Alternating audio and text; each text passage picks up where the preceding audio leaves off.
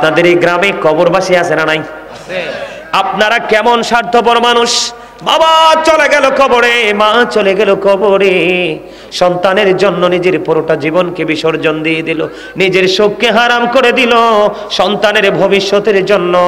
সেই পিতা মাতা আজকে কবরে, আপনি সেই পিতা মাতার মাগফিরাতের উদ্দেশ্যে মাহফিলের আয়োজন আপনি আসেননি। হক্কানি কোন আলেম যদি আল্লাহর প্রিয়, বা নিশ্চয়ই আল্লাহর প্রিয় কেউ না কেউ তো অবশ্যই আছে। আল্লাহ রাব্বুল আলামিন কোন আলেম যদি কোন গ্রামের মধ্যে যদি কদম দেয়, এই আলেমের কদমের ছোঁয়ায় আল্লাহ রাব্বুল আলামিন সেই কবরবাসীর কবর আযাব 40 দিন পর্যন্ত বন্ধ রেখে দেয়। সুবহানাল্লাহ। আপনারা কি মনে করেছেন আলেমদের দাম কম? পৃথিবীতে মেল ফ্যাক্টরি ইন্ডাস্ট্রিজের মালিক অনেক বড় বড় ইংলিশ লেকচারার আছে, এডুকেটেড পারসন আছে। আমার আল্লাহ তাদের কথা একবারও বলেনি। আমার আল্লাহ পবিত্র কালামে হাকিমে বলেছেন, ইন্নামা ইয়াখশাল্লাহ মিন ইবাদিহিল উলামা। আল্লাহ বলেছেন, বান্দা, পৃথিবীর বুকে আমি যত বান্দা পাঠিয়ে দিয়েছি, এর মধ্যে সত্যিকারের ভয় যদি কেউ আমাকে করে থাকে, আর সেগুলো হলো পৃথিবীর হক্কানি আলেমরা। জোরে জোরে সুবহানাল্লাহ। আল্লাহ রাব্বুল আলামিন বলেছেন, এই জন্য আল্লাহ বলেছেন, join with my dear people. আল্লাহ বলেছেন, আমার প্রিয় লোকেদের সাথে যুক্ত হও। আল্লাহ বলেছেন, কাম টু মাই প্যারাডাইস, আমার জান্নাতে চলে এসো। আল্লাহ বলেছেন, ফাদখুলি ফি ইবাদি ওয়াদখুলি জান্নাতি, আমার প্রিয় লোকেদের সাথে যুক্ত হও, আমার জান্নাতে চলে এসো। হুজুর, জান্নাতে গিয়ে কি করব? আল্লাহ বলেছেন, আমার প্রিয় লোকের সাথে যুক্ত হয়ে যদি জান্নাতের দিকে কদমটা বাড়িয়ে দিতে পারো। কারণ বলে, হুজুর, কবরে যাব, এটা জান্নাত জাহান্নাম কেমন করে বুঝবো? আমার নবী সুন্দর করে বুঝিয়ে দিয়েছেন, আল কবরু রাওজাতুম মির রিয়াদিল জান্নাতি আও হুফরাতুম মিন হুফারিন নার। আমার নবী বলেছেন, কবরটা জান্নাতের একটা বাগান হবে, জাহান্নামের একটা গর্ত হবে। আল্লাহ বলেছেন, যখন তুমি কবরে পা রাখবে, আমি আল্লাহ কথা দিলাম, ইনদা রাব্বিহিম ইরজাকুন, আমি আল্লাহ তোমার জন্য জান্নাত থেকে খাবার পাঠিয়ে দেব। দে রিসিভ ফুড ফ্রম আল্লাহ। আল্লাহর প্রিয় লোকেরা জান্নাতে কবরে যাওয়ার পরই আল্লাহর পক্ষ থেকে জান্নাতি খাবার রিসিভ করবে। সুবহানাল্লাহ। গতকালকে ছিলাম কোথায় জানেন? জানেন না? গতকালকে যেখানে প্রোগ্রাম করেছি, সেখানে আপনার ভারতের একটা আছে, মেঘালয় একটা বর্ডার আছে না, মেঘালয়, ঠিক মেঘালয় বর্ডারের কাছাকাছি ছিলাম। 100 গাড়ি টানার পরে 10 ঘন্টা একটানা গাড়িতে ছিলাম, দিন রাত্র পুরোটাই ছিলাম। এই মাহফিল আপনাদের এই প্যান্ডেলটার চাইতে আমরা 10 থেকে 12 ভাগ বড় হবে প্যান্ডেলটা। তিল ধারণের ঠাই নাই। আমি কই, আল্লাহ রে, তোমার কাছে লক্ষ লক্ষ কোটি কোটি শুকরিয়া যে কোথায় পৃথিবীর কোন জায়গায় এত ভক্ত তৈরি করে রেখে দিয়েছো। মারহাবা বলেন না? আপনারা কল্পনা করতে পারবেন না, ঠিক স্টেজে ওঠার 5 মিনিট পরে কর্তৃপক্ষ বলতেছে, হুজুর, পুরুষ প্যান্ডেল তো আপনার চোখের সামনে, মহিলা প্যান্ডেল হুজুর দাঁড়িয়ে থাকার মতো ব্যবস্থা নাই, কি করব? তখন আমি বাধ্য হয়ে বলছি, মা বোনদেরকে আপনারা একটু কাছাকাছি হয়ে বসুন, যারা আসছে তাদেরকে বসার সুযোগ করে দেন। আলোচনা বেশি করিনি, 1.5 ঘন্টা মনে হয় সম্ভবত আলোচনা করছি, তারপর আবার রাতে বেক করছি, এখানে আসতে হবে। সম্মানিত উপস্থিতি, আলেমদের জলসায় যখন, মজলিসে যখন বসবেন, আল্লাহ রাসূল বলেছেন, আল্লাহর হাবিব হাদিস শরীফের মাধ্যমে জানিয়ে দিয়েছেন, যারা রাসূলকে ভালোবাসলো তারা যেন আল্লাহকে ভালোবাসলো। সুবহানাল্লাহ বলেন না? আর জোরে। রাসূলকে ভালোবাসলে আল্লাহকে ভালোবাসা যায়, ভালোবাসা হয়ে যায়, কিন্তু রাসূলকে ভালোবাসবো কোত্থেকে? যারা রাসূল প্রেমিক আলেম রয়েছে, রাসূলের প্রতিনিধি যারা রয়েছে, তাদের সাথে তোমরা ভালোবাসা করো, তখন নবীর সাথে ভালোবাসা হবে। আর নবীর সাথে ভালোবাসা হলেই আল্লাহর সাথে অটো হয়ে যায়, আর আল্লাহর সাথে ভালোবাসা হইলেই তোমার ঠিকানা হলো জান্নাত। জোরে জোরে সুবহানাল্লাহ। আর জোরে বলেন সুবহানাল্লাহ। বন্ধুরে আমার, বলতে চেয়েছিলাম, আমি জিকির করার সময় অনেকেই দেখেছি কথা বলেছেন, আমি প্রায় প্রোগ্রামে বন্ধু জিকির নিয়ে কথা বলে থাকি, কারণ বর্তমানে মানুষ জিকির থেকে অনেক অনেক বেশি দূরে চলে গেছে। পৃথিবীর জিকির করছে, আল্লাহ রাসূলের জিকির মানুষ করছে না। এই জন্য মুসলমান দিন দিন লাঞ্ছিত হচ্ছে, অপমানিত হচ্ছে, নির্যাতিত হচ্ছে, বেঈমান কাফের দ্বারা লাঞ্ছিত হচ্ছে। অথচ বেঈমান কাফেরকে আল্লাহ দেখতে পারেন, আল্লাহ স্পষ্ট করে বলে দিয়েছেন, উইদ্দাত লিল কাফিরিন, তাদের জন্য জাহান্নাম বরাদ্দ। নাউজুবিল্লাহ বলেন। আর জোরে বলতে চেয়েছিলাম, বন্ধু আমার দিকে একটু নজর দিয়ে থাকেন। আল্লাহ রাব্বুল আলামিন, আল্লাহর হাবিব জানিয়ে দিয়েছেন, মনের ঘরের ময়লা দূর করার যন্ত্র হলো মাওলার জিকির। আমি যেটা বলতে চেয়েছিলাম আপনাদেরকে অন্য অ্যাঙ্গেলে বুঝাইছি বন্ধু। আমি আপনাদেরকে বলে দিতে চাই, আল্লাহর হাবিব সাহাবায়ে কেরামদেরকে নিয়ে রওনা হলেন গন্তব্যের উদ্দেশ্যে। হঠাৎ করে তিনি রাস্তার মধ্যখানে থমকে দাঁড়িয়ে গেলেন। সাহাবায়ে কেরাম দেখতে পাইলেন নবীজি কি করতেছে। আমার নবী নূরুন আলা নূর, নবী ইমামুল মুরসালিন নবী, তিনি কি করলেন? দাঁড়িয়ে গেলেন। কারণ কি গো নবীজি কেন দাঁড়িয়ে গেল কবরের পাশে? আমার নবী বলতেছেন, আমি দাঁড়িয়ে যাওয়ার কারণ হলো এখানে দুইটা কবরের মধ্যে আযাব চলতেছে, আমি প্র্যাকটিক্যালি দেখতে পাচ্ছি। সাহাবাইরা উত্তর দিলেন, সঙ্গীরা দেখতে পেলেন নবীজি খেজুরের ডাল ভেঙ্গি আনলেন। নবীজি খেজুরের ডাল ভেঙ্গি দুইটা কবরের উপর দুইটা টুকরো করে গেড়ে দিলেন। সাহাবায়ে কেরাম প্রশ্ন করলেন, ইয়া রাসূলুল্লাহ, ইয়া হাবিব আল্লাহ, নবী গো কবরের মধ্যে দুইটা ডাল গেড়ে দেওয়ার কারণ কি? আবার নবী বললেন, যতক্ষণ পর্যন্ত খেজুরের ডাল সবুজ থাকবে ততক্ষণ পর্যন্ত মাওলার জিকির করবে, আর এই জিকিরের উসিলায় কবরবাসীর কবর আযাব আবার আল্লাহ বন্ধ করবে। সুবহানাল্লাহ। আর জোরে। তাহলে জিকিরের দাম আছে না নাই? আছে। জিকির করার দরকার আছে না নাই? আছে। বন্ধুরে আমার দিকে তাকান। মালিক আমাদেরকে এত বেশি ভালোবাসে বন্ধু। কেউ যদি আল্লাহর প্রতি জিকির করতে করতে সামনের দিকে 1 বিঘা পরিমাণে এগিয়ে যায়, আমার নবী জানিয়ে দিয়েছেন আল্লাহ তার দিকে 1 গজ পরিমাণে এগিয়ে আসে। কেউ যদি মালিকের দিকে হেঁটে হেঁটে যেতে চায়, মালিক তার দিকে দৌড়ে ছুটে আসে। তার মানে হলো আপনি যত তাড়াতাড়ি আল্লাহকে আপনার কাছে চান, তারও আগে আল্লাহ নিজে এসে আপনার আপন হয়ে যাবে, ধরা দিবে। বলে হুজুর সিমটমটা কেমন হবে? আপনি যেই দিকে যাবেন দেখবেন রহমতে ভরপুর হয়ে গেছে, আপনি যেই কাজটা করবেন দেখবেন অটোমেটিক্যালি সুন্দর হয়ে গেছে। তার কারণ হলো বন্ধু, আল্লাহ বলেছেন আল্লাযীনা আমানু, যারা ঈমান এনেছে, ওয়া কানু ইয়াত্তাকুন, এবং তাকওয়া অবলম্বন করেছে, লাহুমুল বুশরা, তাদের জন্য সুসংবাদ, ফিল হায়াতিদ দুনিয়া, দুনিয়ার জীবনে, ও ফিল আখিরা, এবং পরকালের জীবনে। জোরে জোরে আল্লাহ।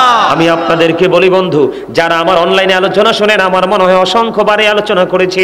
আমি স্টার্ট করেছি, আমি ফার্স্ট টাইমে নবীর প্রেমের দরুদ পড়েছি, আপনারা অনেকেই পড়েননি। আপনারা জানেন না, আপনি নামাজ পড়বেন, রোজা করবেন, নামাজ আমাদের উপর ফরজ, ঠিক কিনা বলেন? হজ ধনী মানুষের উপর ফরজ, ঠিক কিনা বলেন?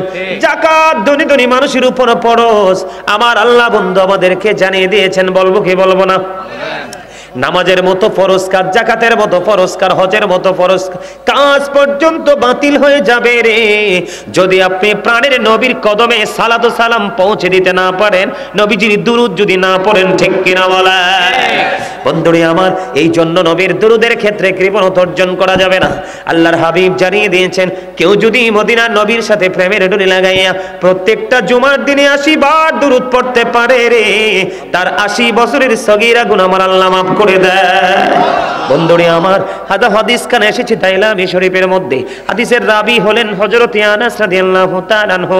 আমার নবী জানিয়ে দিয়েছেন, মদিনাওয়ালার পাগল যুবক হোক আর যুবতী হোক, বৃদ্ধ হোক আর বৃদ্ধা হোক, নারী হোক বা পুরুষ হোক, আমার নবী জানিয়ে দিয়েছেন, কেউ যদি মদিনার নবীর সাথে প্রেমের ডোরি লাগাইয়া প্রতিদিন 1000 বার যদি দুরূদ পড়তে পারে রে, সে জান্নাত না দেখা পর্যন্ত তার মরণ হবে না।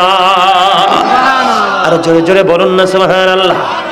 দুরূদ is the most excellent fair Muslim religion. দুরূদ হলো ধর্মাবলম্বীদের জন্য গুরুত্বপূর্ণ এক মহা ইবাদত। তার কারণ হলো ইন্নাল্লাহা ওয়া মালাইকাতাহু ইউসাল্লুনা আলান নবী ইয়া আইয়ুহাল্লাযীনা আমানু সাল্লু আলাইহি ওয়া সাল্লিমু তাসলিমা। সালাম দাও আদবের সাথে, অত্যন্ত আদবের সাথে। জোরে জোরে বলেন না সুবহানাল্লাহ। আপনি উপরে বসেন না, উপরে বসেন, উপরে বসেন। আর না হয় ওই মুরব্বী দাদাকে উপরে বসাই দেন। আসেন, এখানে আসেন, চেয়ার যেহেতু আছে উপরে বসেন একজন। আসেন আসেন বসেন। আলহামদুলিল্লাহ বলেন। আমার কথা কি আপনারা বুঝতেছেন? আমি আজকে টপিকস আকারে আলোচনা করব, কারণ ওই যে আমার চাচা উঠে রাগ করে চলে গেল, ওনার এই রাগটা আমার পুরো চেঞ্জটাকে চেঞ্জ করে দিয়েছে। আমি আজকে ভাবছিলাম লং করে একটা বিষয়ের উপর আলোচনা করব, কিন্তু আজকে একটা বিষয়ের উপর আলোচনা করব, অনেকগুলো প্র্যাকটিক্যালি সমস্যা নিয়ে আজকে কথা বলবো। যদি কারোর নসিব ভালো হয় তাহলে পরিবর্তন হবে, আর না হয় সে পথভ্রষ্টই থেকে যাবে। কথা বলেন না কেন? আর জোরে বলেন, ঠিক না? ঠিক বন্ধুরে আমার, এই জন্য আমি আজকে হেডলাইন দিয়েছি কি আপনাদের মনে আসেনি? কি আল্লাহ বলেছেন, তুমি নিজে বাঁচাও, তোমার আহালকে বাঁচাও। তার মানে আমি বাঁচবো, আমার পরিবারকে বাঁচাবো, আপনি বাঁচবেন, আপনার পরিবারকে বাঁচাবেন। বাঁচাতে হলে বন্ধু আগে বাঁচার রাস্তা আপনাকে খুঁজে বের করতে হবে। আর এই বাঁচার অন্যতম রাস্তা হলো ও বন্ধু পৃথিবীর হক্কানি আলেম এবং হক্কানি আল্লাহর ওলিরা। সব আলেম হক্কানি নয়। ৭৩টা দলের মধ্যে ৭২টাই যাবে জাহান্নামে, আর একটা দল মাত্র যাবে জান্নাতে। সেই দলের নাম হলো, রাসূল বলেছেন মা আনা আলাইহি ওয়া আসহাবি, সাহাবায়ে রাসূল বলেছেন যারা আহলে সুন্নাত ওয়াল জামাতের অন্তর্ভুক্ত তাদের জন্য জান্নাত অপেক্ষমান। কারণ হলো আহলে সুন্নাহ ওয়াল জামাত ইজ দা বেস্ট পার্টি। সুন্নি জামাত হলো শ্রেষ্ঠ দলের বিকল্প কোনো কিছুই নাই। ঠিক কিনা বলে? যাদের কাছে আছে নবীর প্রেম, সাহাবায়ে কেরামের প্রেম, পূর্বসূরি আইম্মায়ে কেরামের প্রেম, তাবিন তাবে তাবিনদের প্রেম, যাদের কাছে আছে আল্লাহর ওলিদের প্রতি যথেষ্ট শ্রদ্ধা, আমরা আল্লাহর ওলিদেরকে ভালোবাসি। আরেকটা আমাদেরকে বেদাতি বলে তুহমত দেয়। ঠিক কিনা বলেন? বাংলাদেশে কি নবী আসছে না ওলি আসছে? আপনাদেরকে আমি একটা এক্সাম্পল দেই, সেটা আমার আলোচনার বিষয় না, কদর বোঝানোর জন্য, মর্যাদা বোঝানোর জন্য। বন্ধু আমি জিকিরের কাসিদা আজকে পড়তে পারিনি। আপনারা দেখবেন, শুনেছেন আপনারা সবাই যে হযরতে শাহজালাল মুজাহিদিয়ামনি জায়নামাজ বিছিয়ে সুরমা নদী পার হয়ে গেছে। আর এখনকার মানুষ নৌকা ডুবেও টিকে থাকতে পারে না, ডুবে যায়। ঠিক কিনা বলেন? তাহলে তাদের প্রতি আল্লাহর ভালোবাসা আছে না নাই? রহমত আছে না নাই? তাদের মর্যাদা আছে না নাই? আল্লাহ রাব্বুল আলামিন বলেছে বন্ধু আমি বেশিক্ষণ আলোচনা করব না, যতক্ষণ শুনতে চান। এই জায়গাটা আমার অত্যন্ত ভালো লাগা এবং ভালোবাসার জায়গা। কারণ আজকে লয়ে দুইবার নি, আমি আর একবার আসছিলাম, ঠিক না ঠিক? এবার শুধু দুইবার। দ্বিতীয়বার মানুষ কখন মানুষকে ডাকে? যখন অনেক বেশি ভালো লাগে। ঠিক কিনা বলেন? আর না হয় নেক্সট টাইম কিন্তু ফিরেও তাকায় না। কথা বলেন না কেন? আল্লাহ বলেছেন ইয়া আইয়ুহাল্লাযীনা আমানুত্তাকুল্লাহা ওয়াবতাগু ইলাইহিল ওসিলা। আল্লাহ বলেছেন হে ঈমানদারগণ তোমরা আমাকে ভয় করো এবং আমি আল্লাহকে পাওয়ার জন্য তোমরা উসিলা তালাশ করো। মনিব উসিলাটা কি গো? আমার আল্লাহ বলেছেন ওকুনু মা'আস সাদিকিন, ট্রুথফুল ম্যান, তার মানে সত্যবাদী লোক। শাইখ ইসমাঈল হাক্কি রাদিয়াল্লাহু তাআলা আনহু সাদিকিনের ব্যাখ্যা করতে গিয়ে তিনি বলেছেন, তাফসিরে রুহুল বায়ানের মধ্যে এসেছে আল্লাহর ওলিদের কথা, তাফসিরে মাঝহারের মধ্যে এসেছে আল্লাহর ওলিদের কথা, তাফসিরে কদরের মধ্যে যুক্ত করেছেন তিনি আলেমদেরকে। কারণ হক্কানি আলেমরা হলো আল্লাহ আল্লাহ রাসূলের বিধি বিধানের খনি। সুবহানাল্লাহ। ঠিক কিনা? আপনারা বুঝেন নাই? তেলের খনিতে গেলে কি পাওয়া যায়? নদীতে গেলে কি পাওয়া যায়? গোডাউনে গেলে কি পাওয়া যায়? যেই কোনো পছন্দের মাল, অভাব তো নাই। ঠিক কিনা বলেন? ঠিক আইনি ভান্ডার, কোরআন হাদিসের আইন যদি আপনি জানতে চান, আইন প্রণেতার কাছে যেতে হবে। ঠিক কিনা বলেন? আর জোরে বন্ধুরে আমার, আমি আপনাদেরকে বলে দিতে চাই আমার যে আলোচ্য বিষয়টা আল্লাহ রাব্বুল আলামিন বলে দিয়েছেন। ওই যে বলেছি তুমিও বাঁচো, তোমার আহালকে বাঁচো। আপনি বাঁচতে হলে আলেমের কাছে যেতে হবে। তাও কি হক্কানি আলেম? কথা বলেন না কেন? যে সব আলেম কিন্তু হক না। যখন দেখবেন নবী নিয়ে বিতর্কিত মন্তব্য করে, নবীকে ছোট করে কথা বলে, আহলে বাইতকে ছোট করে কথা বলে, সাহাবায়ে কেরামকে ছোট করে কথা বলে, সে কখনোই হক্কানি আলেম হতে পারে না। কারণ আমার নবী বলেছেন ক্বালা মান সাব্বা নাবিয়া ফাকতুরুহু ওয়া মান সাব্বা আসহাবি ফাদরিবুহু। আমার নবী বলেছেন নবীকে যারা আঘাত করবে, নবীকে যারা বকা দিবে, নবীর ইজ্জতের চাদর ধরে যারা টান দিবে, আমার নবী বলেছেন উম্মত তোমরা তাকে সঙ্গে সঙ্গে হত্যা করে ফেলো। ওয়া মান সাব্বা আসহাবি ফাদরিবুহু। সাহাবায়ে কেরামকে যারা গালি দিবে, তাদের ইজ্জতের চাদর ধরে টান দিবে। সাহাবীদেরকে আল্লাহর হাবিব বলেছেন তোমরা তাদেরকে বাইন্দা পিটাও। তাহলে এখানে তাদের মর্যাদা আছে না নাই? এখন দেখবেন এইটুকু বাচ্চা হ্যাপ শেষ করে সে ফতোয়া দেয়। আবার আমাদের দেশের কিছু ব্যাককল মুরব্বী আছে, ওটা মানে ফতোয়া দিতে হলে তাকে যথাযোগ্য হতে হবে, অনেক বেশি জ্ঞানের অধিকারী হতে হবে। ইমাম আবু হানিফা, ইমাম শাফি, ইমাম মালিক, ইমাম হাম্বল, চারজন চারটা তরিকা কে কি মন্তব্য করেছে পুরোটাই আপনার সামনে তুলে ধরতে হবে। এখান থেকে যেইটা আপনার কাছে পিওর মনে হয়, যেটা আপনার কাছে গ্রহণযোগ্য মনে হয়, আপনি বেছে নিতে পারবেন। কারণ একটা মাযহাবের ইমাম আরেকটাকে কখনোই গালি দেয় না। কথা কি আমার বুঝছেন আপনারা? এখন আপনি আপনার সন্তানের দায়িত্ব কেমন করে পালন করবেন? আপনি তো আপনার বাচ্চাকে বাঁচাইতে হলে ট্রেনিং দিতে হবে। আল্লাহ রাসূল বলেছেন, আমি বদ্ধ বলছি সংক্ষিপ্ত আকারে, আমার আলোচনা এই দিকে নয়। আমার রাসূল বলেছেন আদিবু আওলাদাকুম আলা সালাতি খিসালিন হুব্বি নাবিকুম ওয়া হুব্বি আহলি বাইতিহি ওয়া আলা কিরাতিল কুরআন। আমার নবী বলেছেন তোমরা তোমাদের সন্তানদেরকে তিনটি বিষয়ে শিক্ষা দাও। হুব্বি নাবিকুম, teach the love of the prophet, নবীর প্রেম শিখাও। হুব্বি আহলি বাইতিহি, টিচ ফ্যামিলি লাভ, নবীর স্ত্রী পরিবারের ভালোবাসা শেখাও। ওয়া আলা কিরাতিল কোরআন, কোরআন তেলাওয়াত শেখাও। আজকে আসেনি বাবা মার কাছে সেই দায়িত্ব।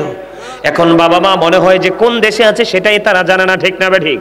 বন্ধুরে আমার, এই জন্য আপনাদেরকে পৃথিবীর সব ধরনের মানুষের সাথে আপনার প্রেম থাকুক, কোনো অসুবিধা নাই, কিন্তু আপনি যথাযথ প্রেম রাখবেন একজন হক্কানি আলেমের সাথে, কারণ তার মাধ্যমে আপনি পৃথিবীর পথ চলার সঠিক রাস্তা খুঁজে পাবেন। আরে রাস্তা ধরে হাঁটতে হাঁটতে হাঁটতে হাঁটতে আপনার ঠিকানা জান্নাত পর্যন্ত গিয়ে ঠেকবে। সুবহানাল্লাহ। আর জোরে বলেন সুবহানাল্লাহ। খবর কি ভালো লাগলো না খারাপ? ভালো। বন্ধুরি আমার, এবার আসেন বলে হুজুর আমরা ভালো হতে চাই, ভালো করতে হলে কি করতে হবে? আপনার আমার জীবনে ভালো হতে হলে এবং ভালো করতে হলে ঈমানের পরে সর্বপ্রথম আপনাকে নামাজ যথাযথভাবে পড়তে হবে। কি পড়তে হবে? নামাজ। আল্লাহ সূরা আনকাবুতের মধ্যে বলেছে, এই বিষয়টা নিয়ে একটু আলোচনা করব, এরপরে আমি পবিত্রতার কাছে যাব। একটু ধৈর্য ধরবেন তো সবাই। আমি ছোট্ট ছোট্ট বলেছি, মূল মগজগুলো আজকে আপনাদের সামনে তুলে ধরবো বন্ধু। সূরা আনকাবুতের মধ্যে আল্লাহ বলেছেন, ইন্না সলাতা তানহা আনিল ফাহশাই ওয়াল মুনকার, নামাজ মানুষকে খারাপ কাজ থেকে বাঁচিয়ে রাখে। কিন্তু এখন দেখবেন মানুষ নামাজ পড়াও ঠিক, মিথ্যা বলাও ঠিক, নামাজ পড়া ঠিক, সুদ খাওয়াও ঠিক, নামাজ পড়াও ঠিক, ঘুষ খাওয়াও ঠিক, নামাজ পড়াও ঠিক, মানুষের হক নষ্ট করাও ঠিক, নামাজ পড়াও ঠিক, অন্যায় অপরাধ সব ধরনের প্রতিকূল অবস্থার সাথে নিজেকে ইনভলভ করে রাখা, যুক্ত করে রাখা, এটাও ঠিক। সেদিকে আমি পড়ে আসবো, তার আগে নামাজের গুরুত্ব নিয়ে একটু আলোচনা করবো বন্ধু। আমার নবী, এখন কি শীতের দিন না গরমের দিন? আরো জোরে বলেন, আরে আরো জোরে, আরো জোরে। আরেকটা দেখবে বৈশাই রয়েছে, কেমন নাই, কোন দুনিয়ায় আছে, ঠিক না বেঠে? হায় হায় রে, আল্লাহ জবান তো আমাদের বোট খাওয়ার জন্য, বাদাম খাওয়ার জন্য, বন্ধুর সাথে প্রেমের আলাপ করার জন্য, চা দোকানে, শপিং মলে গিয়ে গিয়ে টুনটুনাটুন করার জন্য দেয় নাই। আল্লাহ রাব্বুল আলামিন বলছে, এই জবান দিছি কাজে লাগানোর জন্য। যদি জবানের কদর না বুঝেন, আগামীকালকে খুঁজে একটা বোবা মানুষ বের করবেন, যেটা কথা বলতে পারে না, বেশি না 5টা মিনিট সময় দিবেন, দেখবেন তার পৃথিবী কত কঠিন আর আপনার পৃথিবী কত সহজ। ওর বাক শক্তি নাই আর আপনার আছে, এইটুকুই ডিস্টেন্স। বুঝেন নাই আমার কথা? কথা বলেন না কেন? এই যে জি বলছেন, এটাও তো জিকির, কারণ সত্যকে সাপোর্ট দিয়েছেন। সুবহানাল্লাহ বলা, আলহামদুলিল্লাহ বলা, আল্লাহু আকবার বলা, লা ইলাহা ইল্লাল্লাহ বলা, সৎ কাজের আদেশ দেওয়া, অসৎ কাজের জন্য নিষেধ করা, সবগুলো জিকিরের আওতায়। কারণ জিকিরের মূল মিনিং হলো স্মরণ। কি কি করা? আল্লাহ রাসূল তার মজার খবর দিয়েছে। আল্লাহ রাসূল বলেছেন, যখন তোমরা জান্নাতের বাগানে আসা যাওয়া করো, তখন ওখান থেকে তোমরা কিছু ফল খেয়ে নিও। সুবহানাল্লাহ বলতে পারেন না? ইয়া রাসূলুল্লাহ, ইয়া হাবিবাল্লাহ, নবী গো, এই জান্নাতের ফল কি সেটা তো বুঝতে পারলাম না।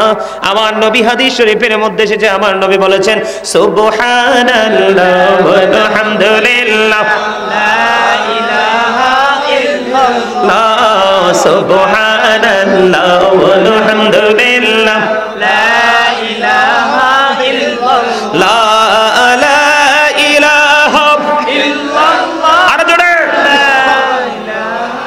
ইল্লাল্লাহ, নবী আমার নূরের ফুতুল, জগত করলেন ও জালা। নবী আমার নূরের ফুতুল, জগত করলেন ও জালা। রোজ হাসরে করবেন তিনি উম্মতের ফয়সালা। সুবহানাল্লাহ আলহামদুলিল্লাহ, লা ইলাহা ইল্লাল্লাহ, সুবহানাল্লাহ আলহামদুলিল্লাহ, লা ইলাহা ইল্লাল্লাহ, লা ইলাহা ইল্লাল্লাহ, লা ইলাহা ইল্লাল্লাহ। নামের সাথে নাম মিশাইয়া যারে আল্লাহ পাঠাইলা। নামের সাথে নাম মিশাইয়া যারে আল্লাহ পাঠাইলা। যে আল্লাহ দুস্ত বলে তাহার প্রেমে মজিলা। সুবহানাল্লাহ আলহামদুলিল্লাহ, লা ইলাহা ইল্লাল্লাহ, লা ইলাহা ইল্লাল্লাহ, মুহাম্মাদুর রাসূলুল্লাহ সাল্লাল্লাহু আলাইহি ওয়াসাল্লাম। জোরে জোরে বলুন আলহামদুলিল্লাহ। আসলে কন্ত জিকিরটা কি ভালো লাগছে না? ভালো শুধু লাগছে না, আমার মনে হয় যে যদি শরীরটা কুলাইতো, আমার মনে হয় অল টাইম অলওয়েজ করতে পারতাম। এত মজা আমার কাছে লাগে। আমার আমেরিকা থেকে আমার এক ভক্ত কি বলে জানেন? আমি পৃথিবীতে অনেক আলেমের সুবহানাল্লাহ জিকির শুনছি, আপনার এটার মতো তো মিষ্টি বৃদ্ধ আমি এখনো পাই নাই। আলহামদুলিল্লাহ বলেন না? আলহামদুলিল্লাহ। আপনি যখন নিজে থেকে আল্লাহ রাসূলকে ভালোবেসে কিছু করবেন, এটা এমনিতেই অটোমেটিক্যালি মধুময় হয়ে যাবে। আর আপনি যখন দেখবেন যে আসি আসি নাই নাই জাস্ট ফর্মালিটি, তখন দেখবেন এটাতে স্বাদও নাই গন্ধও নাই। ঠিক কিনা বলেন? আর প্রেম নিয়ে যেটা করবেন দেখবেন এটা আপনার মনের অজান্তে মধুময় হয়ে গেছে। আগে আমল করার আগে আগে প্রেম করতে হবে, কারণ প্রেম নিয়ে যখন করবেন এটাই হবে 100%। আর প্রেম ছাড়া করলে লবণ শূন্য খাবারের মতো। লবণ না দিলে খাবার মজা লাগে? খাইতে পারবে? ওরে বাপরে, এখানে একটা রাডার আছে, এটার নাম কি? ওরে বাপরে বাপ, এটা এত পাওয়া, এটা অ্যাক্টিভ, এখানে টাচ করতে দেরি সে বুঝতে পারে এটা কি গ্রহণযোগ্য হবে ভিতরে ঢোকার মতো। যদি না হয় এটাকে আউটসাইড এসে স্থানান্তর করে দিবে। ঠিক না বলেন? তো ঠিক লবণটা না দিলে যেমনি খাবারটা মজা হয় না, ঠিক প্রেম ছাড়া যখন আপনি আমল করবেন কোনোদিন আপনি সফল হতে পারবেন না। আজকে আমি আপনাদেরকে বলি, নামাজ পড়ার পরে নিজের অন্তরের দিকে, নিজের কলবের দিকে চক্ষু বন্ধ করে একটা নজর দিবেন। যদি দেখেন এখানে প্রশান্তি চলে আসছে, আপনি মনে করবেন আল্লাহর দরবারে কবুল হয়ে গেছে। সুবহানাল্লাহ। আর আপনি নামাজ পড়ে বের হইছেন কিন্তু এদিকে তাকাইতেই পারছেন না, আপনি কোন দুনিয়া আছেন নিজেও জানেন না। ঠিক। আজকে এই বিষয় নিয়ে একটু আলোচনা করব, শুনবেন? রাজি আছেন তো সবাই? ইনশাআল্লাহ। বন্ধুরে আমার মূল আলোচনায় চলে যেতে চাই। বর্তমানে নামাজি দেখতে পাই অন্যায় করে, বর্তমানে নামাজি দেখতে পাই সুদ খায়, বর্তমানে নামাজি দেখতে পাই মিথ্যা কথা বলে, বর্তমানে নামাজি দেখতে পাই বন্ধু নিজের বন্ধুকে বিজয়ী করার জন্য মিথ্যা সাক্ষ্য দিতে চলে যায়। আছে না নাই? বন্ধুরে আমার, এই সমস্ত নামাজি যাদেরকে বলা হয় নোংরা নামাজি, নামাজটা তাদের কাছে জাস্ট একটা ফর্মালিটি মনে হয়। কি মনে হয়? কথা বলেন। নামাজটা তাদের কাছে জাস্ট একটা ফর্মালিটি মনে হয়। বন্ধু, সূরা আনকাবুতের মধ্যে আমার আল্লাহ বলেছেন, ইন্নাস সালাতা তানহা আনিল ফাহশাই ওয়াল মুনকার। নামাজ মানুষকে খারাপ কাজ থেকে বাঁচিয়ে রাখে। আপনারটা সত্য নাকি আল্লাহরটা সত্য? আর জোরে বলেন। আল্লাহ যেটা বলেছে এটাই সত্য, বিন্দু পরিমাণ আংশিক কোনো সন্দেহ নেই। কিন্তু বন্ধু, যদি আল্লাহটা সত্য আপনি মনে করে থাকেন, কোরআন শরীফে সূরা আনকাবুতের মধ্যে আল্লাহ বলেছেন, তাহলে আপনি নামাজ পড়ার পরেও নামাজি হতে পারলেন না, তাহলে আল্লাহর অর্ডার ঠিকই আছে, আপনি আমি ঠিক নাই। ঠিক কিনা বলেন? বন্ধুরে আমার দিকে নজর দিয়ে তাকান, একটু প্রাণটা খুলে শুনুন আমি কি বলতে চাই বন্ধু আপনাদেরকে। আমি আপনাদেরকে বুঝাইতে চাই বন্ধুরে আমার। হযরতে আবু যর রাদিয়াল্লাহু তাআলা আনহু থেকে হাদিস কানা বর্ণিত, আমার নবী শীতের দিনে বের হলো।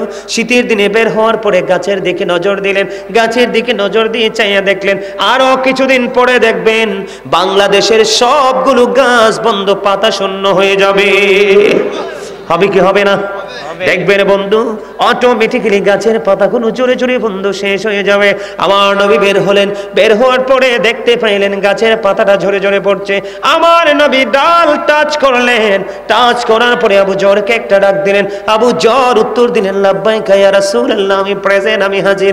আমার নবী বললেন, রে আবু যর, তুমি গাছের দিকে নজর দিয়ে চাইয়া দেখো, শীতের দিনের কারণে শুষ্ক হয়ে গাছের পাতাগুলো কেমন করে ঝরে ঝরে পড়ছে। রে আবু যর, এই গাছের পাতাগুলো শীতের কারণে শুষ্ক হয়ে যেমনি করে ঝরে ঝরে পড়ছে, ঠিক তেমনি ভাবে আল্লাহর কুদরতি কদমে যখন আল্লাহর বান্দা ভালোবেসে মায়া করে প্রেমে পড়ে, আল্লাহ গো বড় মায়া করে বানাইলা মানুষকে, তার চেয়ে বেশি সুন্দর করে মানুষের বডির মধ্যে সবচেয়ে প্রিয় জায়গা হলো মানুষের এই কপাল। আল্লাহ রাব্বুল আলামিনকে যখন বলবেন, মানিব এই কপাল বড় মায়া করে বানিয়েছো, এই কপাল তোমার কুদরতি কদমে আমি ঠেকিয়ে দিলাম, বিনিময় দাও গো, বিনিময় মালিক আমি তোমাকে চাই। বন্ধু হৃদয় গুণে শোনো রে, সোনার গাঁও মঙ্গলের গাঁও গ্রামের মানুষ, তোমাদের সবাইকে বন্ধু বলছি, আমার মা বোনদেরকে, ভাই বাবাদেরকে, বিশেষ করে বর্তমানে ইয়াং মেনদেরকে আমি ভালো করে বলতে চাই, তোমরা ধ্বংস হয়ে যাচ্ছ, পথভ্রষ্ট হয়ে যাচ্ছ। আলেমদের নারীদের সাথে তোমরা সময় দিতে চাও না, মসজিদের ইমাম সাহেবের সাথে প্রেম করতে চাও না, তোমরা প্রেম করো নেইমারের সাথে, ক্রিকেটারের সাথে, সিনেমার নায়ক নায়িকার সাথে, স্টপ সিঙ্গারদের সাথে। তোমরা মনে রাখবা, যখন তোমার মৃত্যুর সময় আসবে, যখন তুমি সাকারাতের বিছানায় শুইবা, তখন তোমার ঈমান নষ্ট করার জন্য তুমি যদি কোনো ট্রেইলারকে পছন্দ করে থাকো, ঠিক তার শুরুতে শয়তান তোমার কাছে আসবে, তুমি বেঈমান হয়ে মারা যাবে। মনে রাখবা, আমার নবীর সুরত কোনোদিন শয়তান ধরতে পারে না। নবীর সাথে যখন তুমি প্রেমের ডুরি লাগাইবা, তখন নবী তোমার মৃত্যুকালে তোমার কাছে এসে হাজির হয়ে যাবে। ঈমানটা স্ট্রং থাকবে। এই জন্য যুবকদেরকে বলে দিতে চাই রে বন্ধু, আমার নবী বললেন, প্রেমে পড়ে যখন আল্লাহর কুদরতি কদমে কেউ সেজদাটা লাগিয়ে দেবে, আমার আল্লাহ বলেছেন, ওই যে শীতের দিনে যেমনি করে গাছের পাতাগুলো ঝরে যায়, ঠিক তেমনি ভাবে আল্লাহর ওই নামাজি প্রিয় বান্দার গুনাহগুলো সবগুলো ঝরে তার আমলনামাটা পাতলা হয়ে যায়। ওইভাবে নামাজ পড়ো বন্ধু, যেই নামাজের মধ্যে আছে প্রেম। ওইভাবে নামাজ পড়ো যেই নামাজের মধ্যে আছে মনোযোগ। ওই নামাজ পড়ো যেই নামাজের মধ্যে আছে ভয়। তুমি নামাজটা পড়তে হবে এমন ভাবে বন্ধু, একজন নামাজে দাঁড়ালেন, বন্ধুরে আমার, নামাজে যখন তিনি দাঁড়ানোর পরে তিনি বলতেছেন, আমি নামাজটা এমন ভাবে পড়তে চাই। কিভাবে পড়ি? কই আমি নামাজটা এমন ভাবে পড়ি, যখন আমি নামাজে দাঁড়াই আমার কাছে মনে হয় আমি ফুলচেরাতের পোলের উপর দাঁড়িয়েছি। একটু যদি নড়বড় হয় আমি জাহান্নামে নিক্ষিপ্ত হব। তার মানে হলো আমি এতটাই মনোযোগের সাথে নামাজ পড়েছি যেন আমার নামাজটা বিন্দু পরিমাণ কোনো আংশিকভাবে যেন অগ্রহণযোগ্য বলে আল্লাহর কাছে গৃহীত না হয়। তিনি বলতেছেন, আমার কাছে মনে হয় রে, এটা আমার জীবনের শেষ নামাজ। আমি এতটা ভয়, এতটা আতঙ্ক নিয়ে, এতটা তাকওয়া নিয়ে নামাজ পড়ি। আমার কাছে মনে হয় আমার পিছনে যেন আজরাইল দাঁড়িয়ে আছে, ডানে বামে সালাম ফিরাতে দেরি রে, আমার কাছে মনে হয় আমার প্রাণ পাখিটা কেড়ে নিয়ে যাবে। আমি যখন নামাজে দাঁড়াই আমার কাছে মনে হয় আমি যেন বাইতুল্লাহর সামনে দাঁড়িয়ে আছি। আমার কাছে মনে হয় আমার ডান দিকে জান্নাত অবস্থিত, বাম দিকে আমার জাহান্নাম অবস্থিত। এমন তাকওয়া ভয় নিয়ে নামাজে দাঁড়াই, আর ওই নামাজের জন্যই রয়েছে বড় সফলতা। জোরে জোরে বলুন না সুবহানাল্লাহ, আর জোরে বলুন সুবহানাল্লাহ। বন্ধুরে আমার, নামাজ এতটা তাকওয়ার সাথে এতটা মূল্যায়ন করে নামাজটাকে পড়তে হবে। আমাদের একজন কিতাব গ্রন্থের প্রণেতার নাম শুনেছি, ইমাম বুখারী। যিনি বুখারী শরীফ রচনা করেছেন, ইমাম বুখারীর নাম শুনছেন নিশ্চয় সবাই। মুসলমান ইমাম বুখারীর নাম শুনে নাই এমন কোন মুসলমান পৃথিবীতে নাই বন্ধু। ইমাম বুখারী এমন ভাবে তিনি নামাজ পড়তেন, উনি যখন নামাজে দাঁড়ালেন বিষাক্ত ভীমরুল তাকে কামড় দিল। কি দিল? বিষাক্ত ভীমরুল পোকা তাকে কামড় দিল বন্ধু। কামড় দেওয়ার দিয়ে কামড় কিন্তু দিতেছে, দিতে 10টা কামড় দিয়েছে, কিন্তু নামাজ শেষ হয় না। নামাজ শেষ করার পরে উনি ওনার ছাত্রকে একটা ডাক দিয়ে বললেন, তুমি আমার পাঞ্জাবিটা উঠিয়ে দেখো আমার পিছনে কি আছে। এবার চাইয়া দেখলো বিষাক্ত ভীমরুল পোকা তাকে কামড় দিয়েছে। এবার ছাত্রটাকে ডাক দিয়ে বলল, আপনি কেমন করে সহ্য করেছেন? আপনার এত বিষাক্ত পোকা 10টা কামড় দিয়েছে, তার বিষ দাঁত আপনার পিঠের মধ্যে বসিয়ে দিয়েছে, আপনি কি অনুভব করতে পারেন না? তখন বন্ধু ইমাম বুখারী একটা ডাক দিয়ে বলল, রে আমার ছাত্র, তুমি শোনো গো, আমি যখন নামাজে দাঁড়িয়েছি আমার মালিকের দিকে ধ্যান করে যখন আমি কোরআন তেলাওয়াত শুরু করলাম, আমার কোরআন তেলাওয়াত আমার কাছে এতটাই মধুময় মনে হয়েছে, আমার পিঠে কে কামড় দিয়েছে সেটা আমি বুঝতেই পারিনি। সুবহানাল্লাহ, জোরে জোরে বলেন না সুবহানাল্লাহ। সিহা সিত্তার অন্যতম গ্রন্থ হলো বুখারী শরীফ। জোরে জোরে বলেন না সুবহানাল্লাহ। বন্ধুরে আমার, এখন আমাদের মসজিদে আযান দেয়, আমরা মসজিদে যাই না, ঘরে বসে থাকি। কথা বলেন না কেন? আপনি হয়তো যান, আরেকজন হয়তো যায়, সমাজের সব মানুষ যায় না।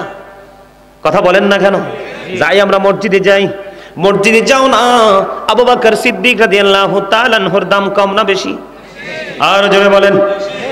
আমার নবী বলেছেন, আমি যখন দ্বীনের দাওয়াত দিতে যাইতাম, আবু বকরের মর্যাদা বোঝানোর জন্য বলছি বন্ধু, আমি যখন দ্বীনের দাওয়াত দিতে যাইতাম মানুষ সন্দেহ করতো আমি নবী কিনা, কিন্তু আমার আবু বকর যখন দ্বীনের দাওয়াত দিতে যাইতো রে, বিন্দু পরিমাণ কোনো সন্দেহ করতো না, কারণ জানতো সবাই আবু বকর সাচ্চা নবীর প্রেমিক।